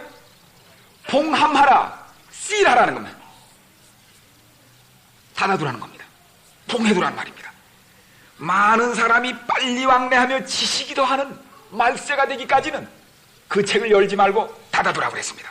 또 여기 보면은 9절, 그가 가로되 다니엘아 갈지어다. 대저 이 말은 내가 지금 너에게 말하는 이 마지막 2300주에 관한 지금 말씀드린 이 내용은 마지막 때까지 간수하고 그때까지는 어떻게 하라고요? 봉함해두라고 그랬어요. 이때 봉함해두라는 마지막 때까지 봉함해두라는 그 책이 어서 열리는 장면이 나옵니까? 지금 요한계시록 10장에서 열리는 장면이 공개된 것입니다. 바로 마지막 때요. 윌리엄 밀러가 복음을 전하던 1800년대는 세계 역사에 지식과 왕래가 증가하던 발명의 세대였다는 걸 아시지 않습니까? 갑자기 세상에 인지가 발달하고 성경을 연구하는 운동이 일어나면서 다니엘서가 펼치기 시작하고 사람들이 연구하면서 윌리엄 밀러가 소리치기 시작함으로 온 세상에 알려지도록 복음이 전파된 것입니다. 이걸 재림운동이라고 그럽니다. 근데 계시록 12장 다시 돌아가 보세요. 그런데 천사가 이상한 말을 했어요. 참 이상한 말을 했어요. 10장, 계시록 10장 409페이지로 다시 돌아가세요. 그런데 8절에 보니까 하늘에서 나서 내게 들리던 음성이 또 내게 말하여 가로되 내가 가서 바다와 땅을 밟고 섰는 천사의 손에 펴놓인 책을 가져라 하기로 내가 천사에게 나아가 그 작은 책을 좀 주시오 한즉 천사가 가로되 갖다 먹어버리라. 내 배는 쓰나 내 입에는 꿀같이 달리라. 요걸 갖다 먹어버리면 입에서는 꿀같이 단데 쑥 소화돼서 배로 내려가면 몹시 쓰리라고 그랬어요. 그래서 요한이 대표로 한번 책 맛을 봤어요. 내가 천사의 손에서 작은 책을 갖다 먹어버리니 내 입에는 꿀같이 달아 먹은 후에 내 배에서는 쓰게 되더라 그랬습니다. 여러분, 윌리엄 밀러와 재림을 기다리던 이 여러분들이 첫 번에 2300주야 예수님의 재림에 관한 기도를 들었을 때는 밥을 먹지 않아도 배가 부를 만큼 기뻤어요. 장사가 취미가 없어서 돈 버는 일이 그만큼 달았지만, 그러나 나중에 예수님이 제 날에 오지 않자 쓰디쓴 뭘 봐서, 쓰다는 말은 뭡니까? 실망이라는 말이죠. 쓰디쓴 실망을 맛볼 것이 여기 예언되어 있습니다. 자, 그래서 이들은 이제 이 무리들이 30명 되는 사람들이 모였는데 보니까 이 사람들이 다 무슨 사람인가 하면 각 교회에서 다 모여든 사람이에요. 그래서 이 사람들이 1848년 몇 차례 모였습니다. 대여섯 차례 모였는데 그 중에 누구도 들었는가 하면 우리 요번에 재림운동에 가담한 사람들이 여기 나오지 않습니까? 침례교인인 윌리엄 밀러, 장로 회중교인인 찰스 피치, 조수아 하임스 감독교인, 조시아 리치 감리교인, 하이라 메디슨 감리교인, 또 엘렌지 와이트 감리교인, 제임스 와이트 크리스찬 커넥션 교회, 조셉 베이스 크리스찬교, TM 프레블 침례교, 프레데릭 필러 감리교, 그 다음에 프레스톤 부인 제7일 침례교, 이런 사람들이 다 여기 포함된 사람이었어요. 그런데 이런 사람들이 모여가지고 그들이 각 교회마다 가진 제일 성경에 합당한 진리들을 거기서 모으기 시작했습니다. 그래서 감리교에서는 뭐 좋은 진리입니까? 믿음으로 구원받는 진리입니다. 또 우리 장로회에서는 장로들이 하나님의 일을 거들며 하나님의 놀라운 통치와 그 구원의 역사를 깨닫는 진리가 거기 있습니다. 또 우리 루터교에서는 성경을 제일 주의로 하고 교황권에 대한 경계심을 돋구는 것입니다. 회중교회에서는 평신도가 교회 일에 참여하는 이런 분들이 다 모여가지고, 그 다음에 제7일 침례교에서는 뭐이 들어왔습니까? 안식일을 지켜야 한다는 진리가 넘어왔어요. 이분들이 이걸 다 합쳐가지고 한 무리를 이루었습니다. 그렇게 해서 모인 사람들이 1848년 첫 번 한 형성 모임을 가졌는데, 이 사람들이 바로 누구예요? 그 모여진 사람들이 제7일, 안식일, 예수, 재림 교인들입니다, 여러분. 이게 안식일 교회의 시작이었어요. 이거 보니까 이건 어느 교파가 아니에요. 초교파예요. 모여들었어요. 모든 진리를 가지고. 그런데 요한계시록 12장에 보니까 12장 이제 땅이 16절 12장 16절 미국이 여자를 도와 그 입을 벌려 용의 입에서 토한 강물을 삼키니 사단 용이 여자에게 분노하여 돌아가서 또다시 그 여자의 남은 자손 수는 얼마 되지 않은 적은 수지만은 곧 하나님의 계명을 지키며 예수의 증거를 가진 한 남은 무리가 미국 역사의 땅에 나타날 것을 여기 이미 예언했습니다. 하나님의 계명과 예수의 증거를 가진 숫자는 작지만 한 무리가 미국 땅에서 나타나서 마지막 하나님의 진리를 대표할 것을 요한계시록 12장 17절에 이미 예언되어 있습니다. 여러분. 이들이 바로 그렇게 해서 이루어진 무리들이었어요. 자, 그런데 이들이 모이긴 모였는데 보니까 힘이 너무 없어요. 이들이 뭘 합니까? 한 30여 명 모여가지고 이게 뭐 할 겁니까? 그런데 제가 재미있는 얘기를 들려드릴게요. 1850년대, 그러니까 재림운동이 이제 끝난 지 얼마 안 된 때입니다. 실망한 사람들이 이제 몇 모였어요? 이걸 전도하러 다녀야 할 텐데 차가 있습니까? 배 타고 기차 타고 걷기도 하면서 저 동쪽으로는 메인주에서 미네소타까지 월급도 받지 못하는 사역자들이 자기 자비로 전도하러 돌아다녔습니다. 예수님이 그때 안 오신 게 아니라 지금 아버지 앞에 나라를 받으러 가셨으니 곧 다시 오실 테니 재림을 준비하자고 재림 기별을 외치며 이분들이 돌아다녔어요. 그때 뜻있는 신자들은 땅을 팔고 생활비를 전략해서 전도하는 이 목사님들의 뒷받침을 했습니다. 이 목사님들도 이리 뛰고 저리 뛰며 자기 생계도 벌고 전도도 하는 동안에 아주 피곤했습니다. 그래서 첫 번에 열심히 뛰어나갔던 주의 종들이 하나씩 둘씩 지쳐서 쓰러지기 시작했어요. 1855년 때는 그때 20살밖에 되지 않는 앤드루스라고 하는 젊은이가 전도하다가 너무 애쓰고 책 쓰다가 그만 기진맥진해서 영양실조가 되고 시력이 나빠져 거의 눈이 장님이 되어가기 시작했습니다. 목소리는 거의 들리지 않았습니다. 무슨 소문이 들리는가 하면 저 젊은이가 곧 무덤에 가리라는 이야기가 나돌기 시작했습니다. 할 수 없이 이 앤드루스는 젊은 나이에 폐인이 된 채로 저 아이오에 가면 와우쿤이라는 데로 있는데 그리로 농사나 짓고 휴양하러 떠나가 버렸습니다. 그런데 그와 함께 열심히 전도를 하던 러프보러라고 하는 전도자가 1년 후에 역시 낙심했는데 전도를 이 사람 끝까지 해보려고 말을 타고 돌아다녔는데 부인이요, 저녁이 된 때거리가 없어요. 여보, 빈 양재기 들고 밀가루 사야지요. 가만히 있어, 이거 빨리 써야지. 여보, 오늘 빵 할 밀가루가 없다니까요. 글쎄 가만히 있으면 언제까지 가만히 있어 하고서 그냥 눈물 흘리고 그랬어요. 할 수 없이 러프보러도 낙심해가지고 다 걷어치우고 와우쿤으로 내려가서 추운 겨울이기 때문에 농사를 짓지 못하고 목수일을 하면서 생계를 유지하기 위하여 가 있었습니다. 그런데 이때 재립운동에 앞장서서 하나님의 부르심을 받았던 엘렌지 화이트, 감리교인이었지요. 그분과 제임스 화이트, 이분에게 하나님의 특별하신 지시가 이르러 왔습니다. 와우콘에 가서 기진맥진해 있는 종들을 불러내라는 것입니다. 빨리 가라는 것입니다. 그런데 추운 겨울, 지금 계속 진눈개비가 내리고 진눈개비가 꼭 비로 변해가지고 칠퍽칠퍽한 추운 겨울입니다. 하나님, 여기를 어떻게 가란 말입니까? 하나님 인도해 주세요. 가라고 하셨으면 방법을 보여줘야죠. 기도하는데 갑자기 비가 다시 눈으로 변하고 기후가 바뀌더니 진창길은 꽁꽁 얼어서 빙판으로 하였습니다. 하나님 됐습니다. 이만하면. 그때는 차가웠기 때문에 썰매로 다녔거든요. 썰매! 말을 우선 달리기 시작했습니다.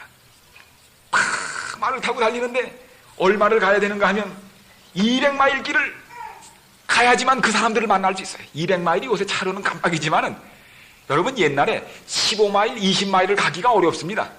길을 떠났어요. 가다가 그만 어디까지 갔는가 하면 미시피강, 미시피강의 그 한 지구인 Father of Water라고 하는 그 강변에 가보니 말을 몰고 가든 앞서 가든 그 드로스 하트라고 하는 이 마부 형제가 보더니 아휴 한숨을 짓는 거예요. 미시피강이 앞에 그 지류가 흐르는데 그는 하늘을 우러러보면서 외쳤습니다. 하나님, 아이와우로 계속 가야 할까요? 아니면 일리노이 우리가 있던 곳으로 돌아가렵니까? 홍해가 가로놓였습니다. 왜냐하면 이 강이 아직 너무 춥지 않기 때문에 다 얼질 않고 얼고 또 물이 흘러가지고 살얼음이 잡혔어요. 그 밑에가 얼마나 얼었는지 알 수가 없어요. 얼음 위에 다시 물이 또 얇은 물이 흐르는 거예요. 가야 하느냐 안 가야 하느냐입니다.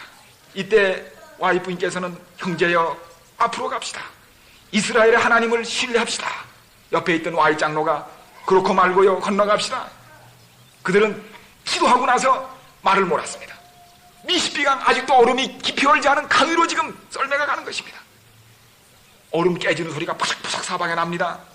참으로 얇게 언 얼음 위로 찬물이 맴돌고 있었습니다. 당장이라도 푹 이 얼음이 가라앉으면 수십 길 강 속으로 빠지는 위험한 길을 이 밑사람을 태운 썰매가 지나가고 있었습니다. 그런데 강 저편에서는 이 사람들을 보고선 동네 사람이 쭉 나와가지고 가슴을 조이는 거예요. 어딘데 건너오느냐 이거예요 지금 저기가. 그러나 하나님의 은혜로 그 강을 일행이 무사히 건넜습니다. 기온은 떨어지고 찬바람이 썰매를 몰아쳤습니다. 와이프는 너무 추워서 외투로 몸을 콕 싸고 눈부라치는 길을 나흘을 계속 달려가지고 마침내 아이오와주 와우쿤에 도착했습니다. 그러나 가보니까 누가 따뜻히 나와 맞는 게 아니라 전에 잘 알았던 사람들인데 와이프인 일행이 도착하니까 눈초리가 아주 쌀쌀해요. 한마디로 왜 여기까지 귀찮게 쫓아왔느냐 이거예요. 지금 우리 지금 전도하고 하나님 헌신하기가 이제 아주 기진맥진에 여기까지 피해와 있는데 뭐하러 여기까지 쫓아왔느냐, 이게 귀찮게, 마음 괴롭게, 잊어버려주지. 근데 러프보라라고 하는 사람이 사다리를 타고 목소리를 하고 있었어요. 와이프인은 그를 바라보며 엘리야요, 여기서 뭘 하시오? 그랬습니다. 집회를 계속했는데 냉랭해요. 아멘 소리도 안 나와요. 한마디로 뭐하러 왔느냐, 이거 귀찮게. 네. 와이프인께서는 계시록 3장에 라오디아 교회 기별을 읽었습니다. 내 음성을 듣고 문을 열라고 했습니다. 드디어 성령의 역사가 임했습니다. 간증이 시작됐습니다. 용서를 비는 탄원이 일어났습니다. 밤중까지 계속됐습니다. 한 구석에서 흑흑 느껴오는 울음소리가 들렸습니다. 먼저 누가 일어났는가 하면 남편에게 전도하지 말고 초로로 내려가자 길던 러프보라의 부인인 메어리가 일어나서 울기 시작했습니다. 와이트 네웹은 우리는 당신들이 우리를 다시는 찾을 수 없는 곳으로 왔다고 생각했었어요. 그러나 두 분이 오신 건 정말 기쁘고 감사해요. 하나님 저를 용서하세요. 주님 내 마음의 문을 엽니다. 어서 들어오세요. 이 부인의 호소와 간증에 부흥의 불길로 번져서 많은 사람이 일어나 눈물로 회개하고 간증하는 소리가 들렸습니다. 드디어 러프보로도 자리에서 일어났습니다. 저는 목수 연장 망치를 놓았습니다. 마지막 못을 박았습니다. 이제부터 나의 손은 성령의 고음 곧 하나님 말씀을 짚을 것이요 다시는 놓지 않겠습니다. 그러니 하나님 도와주십시오. 드디어 화인네가 거기를 떠날 때 이 러프보로는 자기 부인을 친구에게 맡기고 다시 쫓아와서 전도를 시작했습니다. 이분이 바로 후에 다시 돌아와서 말 타고 전도하며 용기 백배하다가 1868년 교회의 결의에 따라서 캘리포니아로 와서 전도하라는 부름을 받았습니다. 우리가 사는 여기. 네. 그런데 그때는 철도가 없었기 때문에요. 여기로 오는데 어떻게 오는지 아세요? 저 동부 보스턴 쪽 그쪽으로 내려가서 뭘 탔는가 하면 배를 타고 대서양으로 내려가가지고 저 파나마 있지 않습니까? 파나마, 중미. 거기 가서 육지로 걸어온 다음에 다시 샌프란시스코까지 배를 타고 올라왔어요. 몇 마일인지 아세요?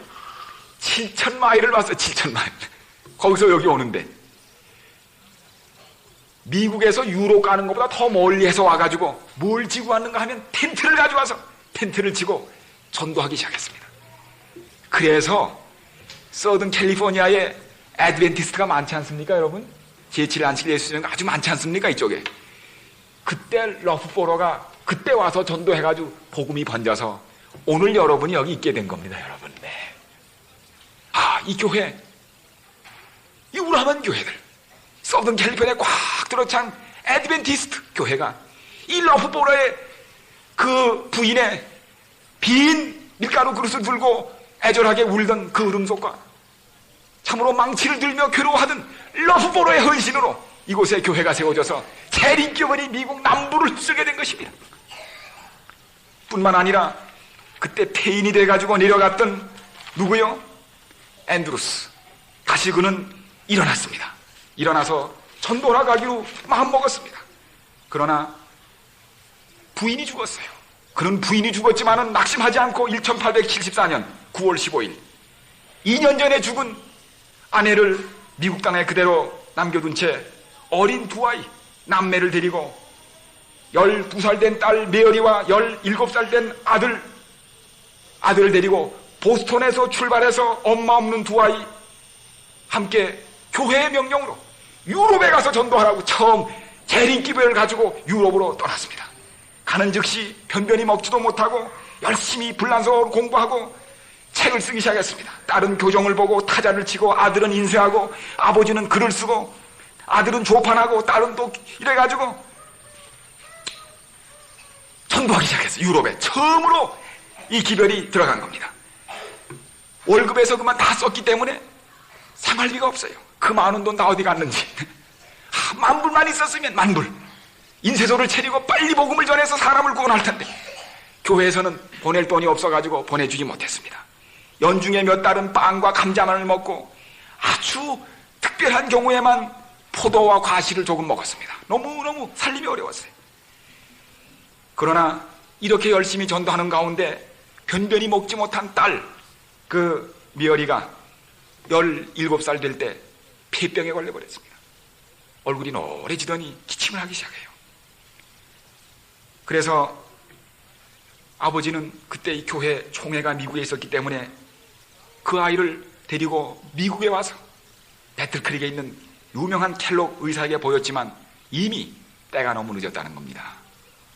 그래서 그 아이는 마지막 아주 이 폐병이 심해가지고 콜록콜록 넘어가는데 그 켈록 의사는 당신의 생명을 위하여 이 아이와 격리하라고 그랬습니다. 격리하라고.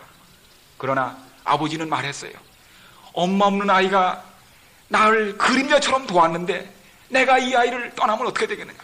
그 아이와 끝까지 죽음과 함께 있었어요. 그 아이는 거기서 죽고 말았습니다. 딸이 죽은 다음에 다음 여름 부인과 딸을 다시 죽음으로 남겨둔 채 또다시 앤드루스는 돌아가서 열심히 전도했습니다. 전도해서요, 그 유럽 일대 스웨덴, 오스트리아, 헝가리, 프루시아, 섹슨, 벨기, 홀랜드, 영국, 스코틀랜드, 이탈리, 시실리, 스페인 전체 복음을 전파했습니다. 그런데 딸에게 나타났던 증세가 앤드루스에게 나타났습니다. 또다시 기침을 하고 콜록콜록 했는데 1883년 그의 나이 많은 어머니가 아들을 간호하러 와보니까 뼈에 가죽만 남은 아들이 들어넣었어요. 이것을 보는 어머니의 마음은 튀었습니다.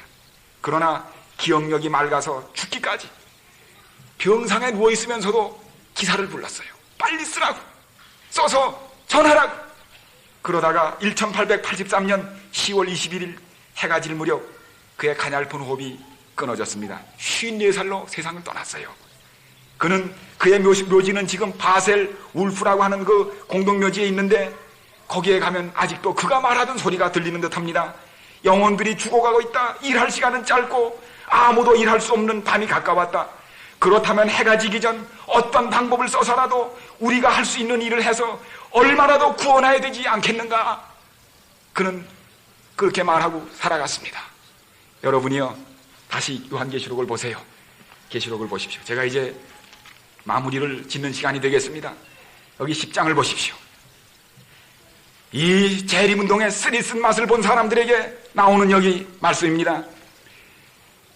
내가 천사의 손에서 작은 책 다니엘서 갖다 먹어버리니 내 입에는 꿀같이 다나 먹은 후에 내 배에서는 쓰게 되더라. 저가 내게 말하기를 네가 쓴맛을 본 채로 낙심하고 앉아있을 게 아니라 어떻게 하라고요? 많은 백성과 나라와 방언과 임금에게 어떻게 하라고요? 다시 일어나라 그랬습니다. 다시 가서 복음을 전하라 그랬습니다. 네, 30여 명밖에 남지 않았던 이들이 다시 일어나서 주머니에 있는 마지막 돈을 털어서 나가서 전도했습니다. 앤드루스는 부인과 딸을 잃어버린 채 유럽에 가 전도하다 쓰러졌습니다. 러프보로는 보따리를 싸서 칼리포니아에 전했습니다. 이 복음은 비록 너에게 주어진 이 재림의 기별은 한두 나라만 전할 게 아니라 어디에 전하라고 했어요? 각 나라와 족속과 방언에게 빨리 전하라고 그랬습니다. 여기 요한계시록 10장에 보면 너희가 가진 이 기별을 어떻게 하라고요? 모든 족속과 나라와 방언에게 다시 전하라고 했는 이 기별이 이렇게 성취됐습니다. 여러분, 네. 이거는 놀라운 성취입니다. 전 세상에 전파됐어요.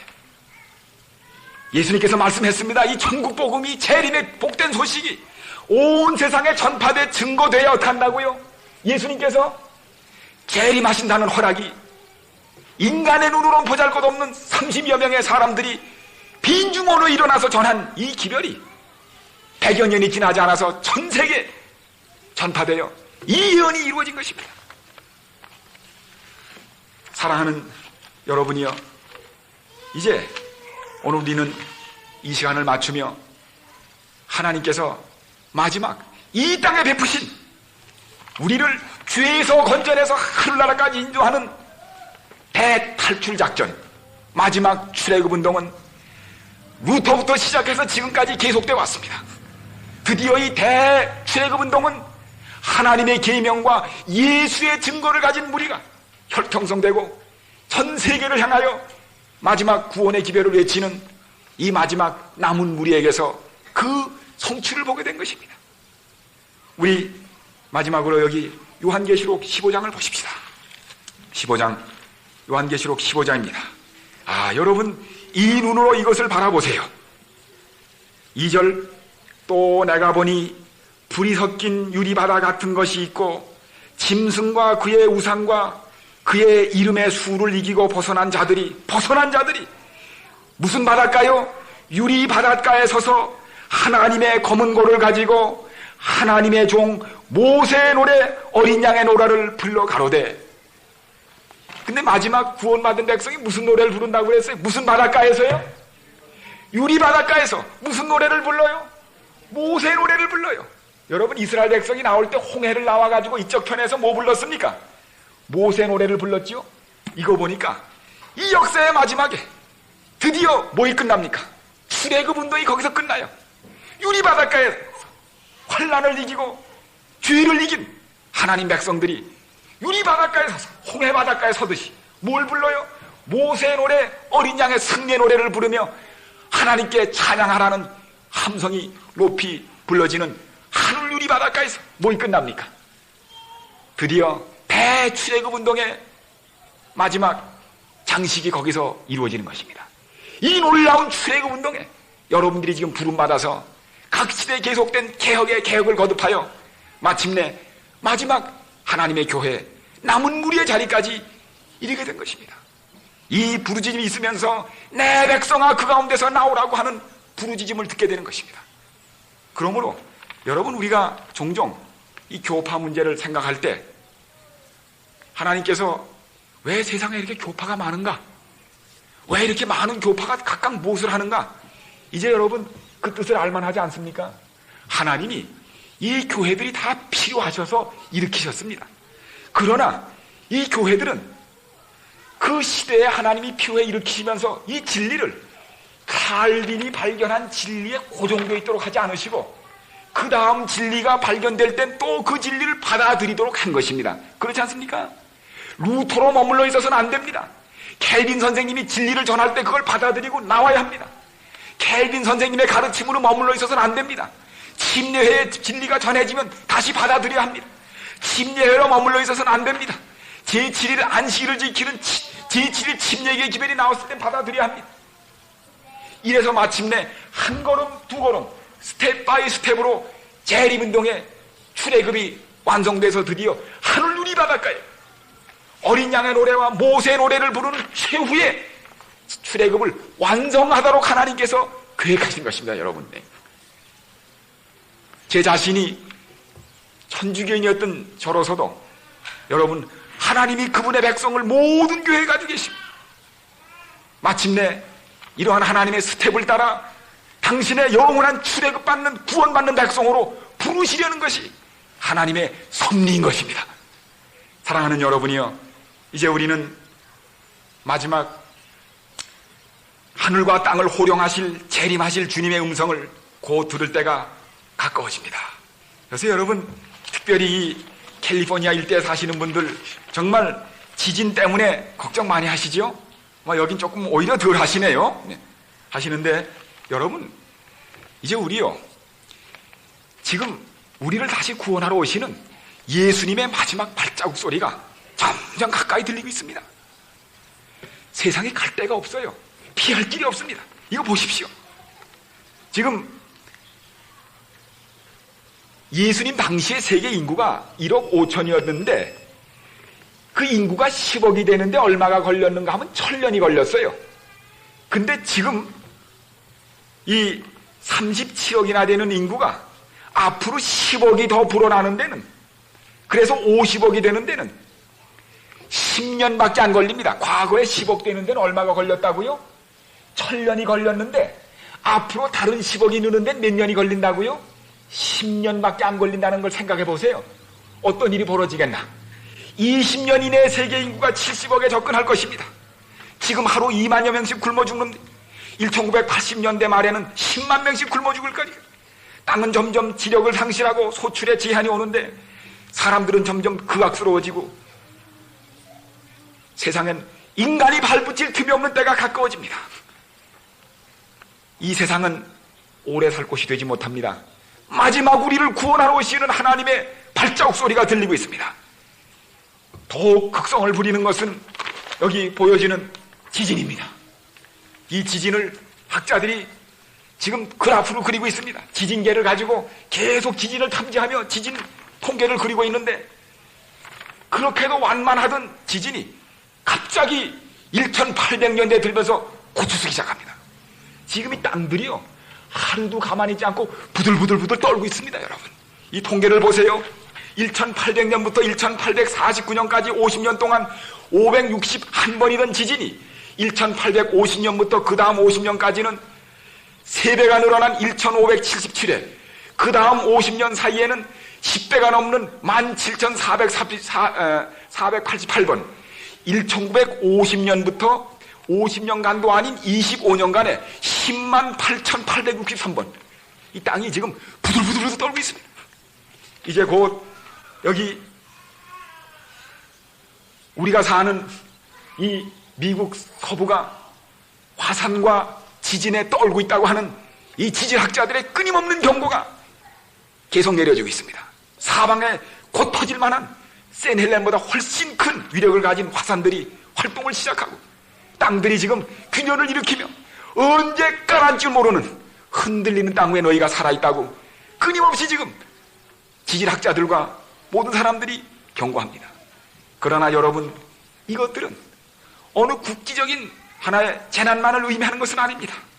이 모든 것들은 예수님께서 이 땅에 계실 때 그분이 이 땅에 재림하기 전에 있을 가장 큰 징조 가운데 하나로 처처에 기근과 뭐 있겠다고요?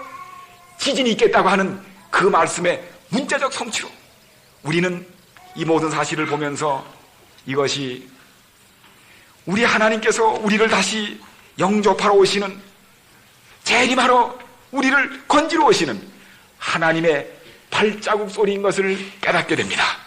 여러분이요, 하나님의 발자국 소리가 흔들리는 땅 위에서 들리고 있습니다.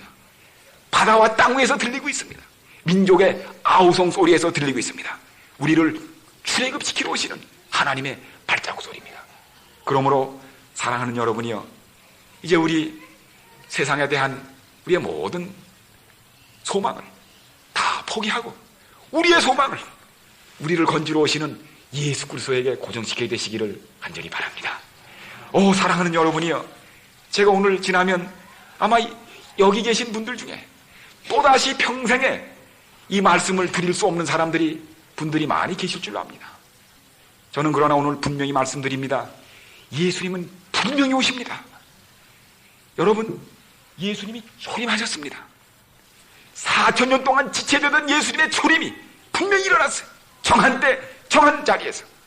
그런데 예수님이 재림하신다는 말씀은 초림하신다는 말씀보다 8배나 더 많이 성경에 기록되어 있습니다. 여러분, 성경, 신약 성경 매 25절마다 한마디가 재림하신다는 얘기입니다.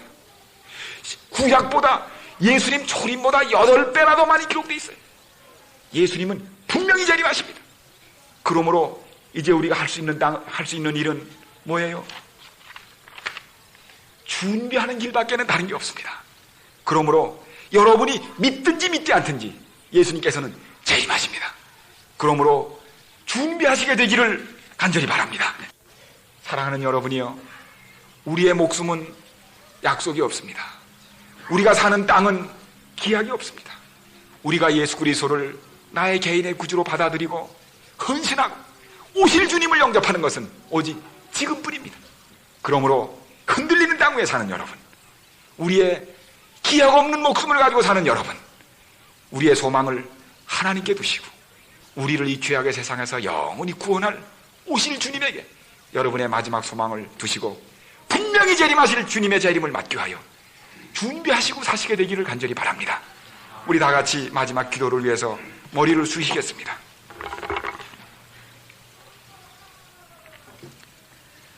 사랑하는 여러분이여, 우리를 데리러 오시는 하나님의 발자국 소리가 들리고 있습니다. 하늘을 가르고 땅을 무너뜨리실 하나님의 발자국 소리가 가까워질 때 세상은 처처의 전쟁과 기근과 지진이 빗발치리라고 말씀했습니다. 쉴 새 없이 터지는 전쟁과 불안, 기근, 지진 이런 것들은 우리 주님의 재림이 임박한 것을 말씀하고 계십니다. 우리를 이 불안한 땅, 죄악의 땅, 살기가 점점 고달퍼지는 세상에서 탈출시키기 위하여 오시는 주님의 발자국 소리가 지금 들리고 있지 않습니까? 그러므로 사랑하는 여러분, 우리 선구자들이 하나님의 말씀을 사랑하여 주님 배를 움켜잡고 가족들의 죽음을 무릅쓰고 전하던 그 복음이 이제는 온 세상에 퍼졌습니다. 이유는 이루어졌습니다. 이제 남은 것은 우리 주님의 통역하늘에서 불려지는 나팔소리, 우리 주님의 재림밖에는 아무것도 없습니다.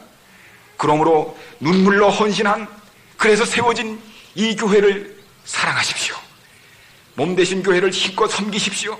기도와 봉사와 물질로 지나친 욕심 때문에 영혼과 함께 가족들이 파멸되지 않도록 우리의 소망을 하나님께 두고 하나님의 종들을 격려하며 서로 사랑하며 서로 도우며 우리 주님의 재림을 맞기 위하여 준비하십시다.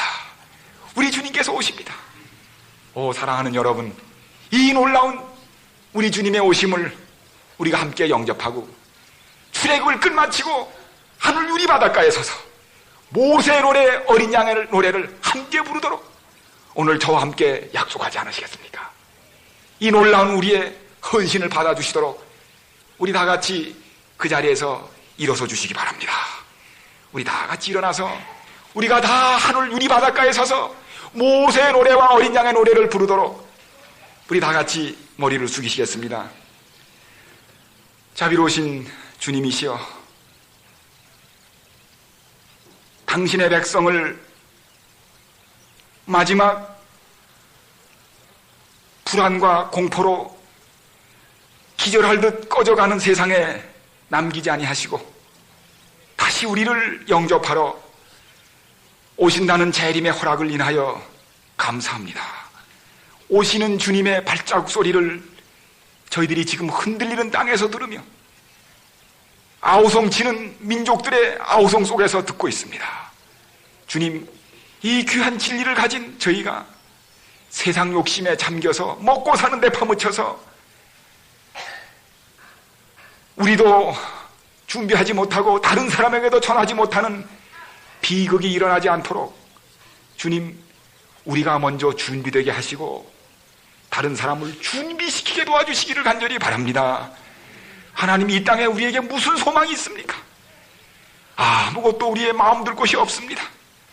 주님, 세상이 너무나 살기가 괴롭고 힘듭니다. 예수님이 빨리 하지 않으시면 사람들이 살아날 희망이 보이질 않습니다. 아버지, 빨리 오시기를 간절히 바랍니다. 아버지여, 산다는 것이 너무나 고역스러울 때가 한두 번이 아닙니다. 그러므로 주님, 어서 오시옵소서. 주님 오실 때 우리와 우리의 사랑하는 자녀와 가족들이 구원받게 도와주시옵소서. 우리의 사랑하는 동족들이 구원받게 도와주시옵소서. 주님 오시기까지 저희가 하나가 되어 서로 사랑하며 주님의 뜻을 이루게 도와주시옵소서. 오, 사랑하는 여러분, 우리 모두가 이 땅에 이렇게 한데 모여 살고 동족이 된 것은 참으로 놀라운 하나님의 사랑입니다. 여러분, 제가 이 외국 땅에서 동족을 만나고 가족들을 만나서 식구처럼 말할 수 있는 것이 얼마나 큰 특권입니까? 하나님께서 주신 이 놀라운 인연을 통하여 하나님의 영원한 가족이 되시기를 간절히 바랍니다. 우리 옆에 계신 분과 손을 맞잡으시고 다시 한번 우리가 이 땅에서도 끊어질 수 없고 하늘에서도 영원히 끊어질 수 없는 구원받은 백성이 되도록 하나님께 단언하십시다. 우리 주님 속히 오실 것입니다. 괴로운 세상을 끝내시고 우리를 출애굽시키셔서 모세와 어린 양의 승리의 노래를 부르게 하실 것입니다. 그러므로 사랑하시는 주님, 오늘 저녁 이렇게 일어서서 영원히 하느님의 나라에도 함께 살기로 마음에 작정하는 머리 숙인 주님의 백성들을 오늘 저녁 받아주시옵소서. 그래서 속히 오실 주님, 동력하늘에 나팔소리 들릴 때 우리 다 세상의 시름 떨어버리고 달려나가 우리 주님 영접하게 도와주시옵소서. 주님이 분명히 오실 것을 인하여 감사합니다. 그러므로 주님, 피곤치 말게 하시고 끝까지 인내하게 도와주시옵소서. 우리의 가진 것으로 주님을 드높이게 하시고 주의 몸 되신 교회를 받들게 하여 주시옵소서. 주의 종들을 격려하며 서로를 북돋아서 우리의 피곤한 무릎을 고주 세우고 끝까지 주의 재림을 맞도록 달려가게 하여 주시옵기를 바랍니다. 주님, 아직도 주님 오시기 전 짧지만은 이렇게 은혜의 기간을 주셔서 말씀을 연구하며 재림을 준비하게 하시니 감사합니다. 이 놀라운 은혜를 감사하옵고 오늘의 이 은혜를 주신 그 주님께서 세상 끝날까지 머리 숙인 주님의 백성들 한 분 한 분에게 함께 하시고 그 가족들에 함께 하시며 이곳에 세우신 교회에 함께 하시옵기를, 우리를 곧 다시 데리러 오시는 그 발자국 소리를 들려주시는 우리의 사랑하는 구주 예수 그리스도의 이름으로 간절히 기도드렸습니다. 아멘.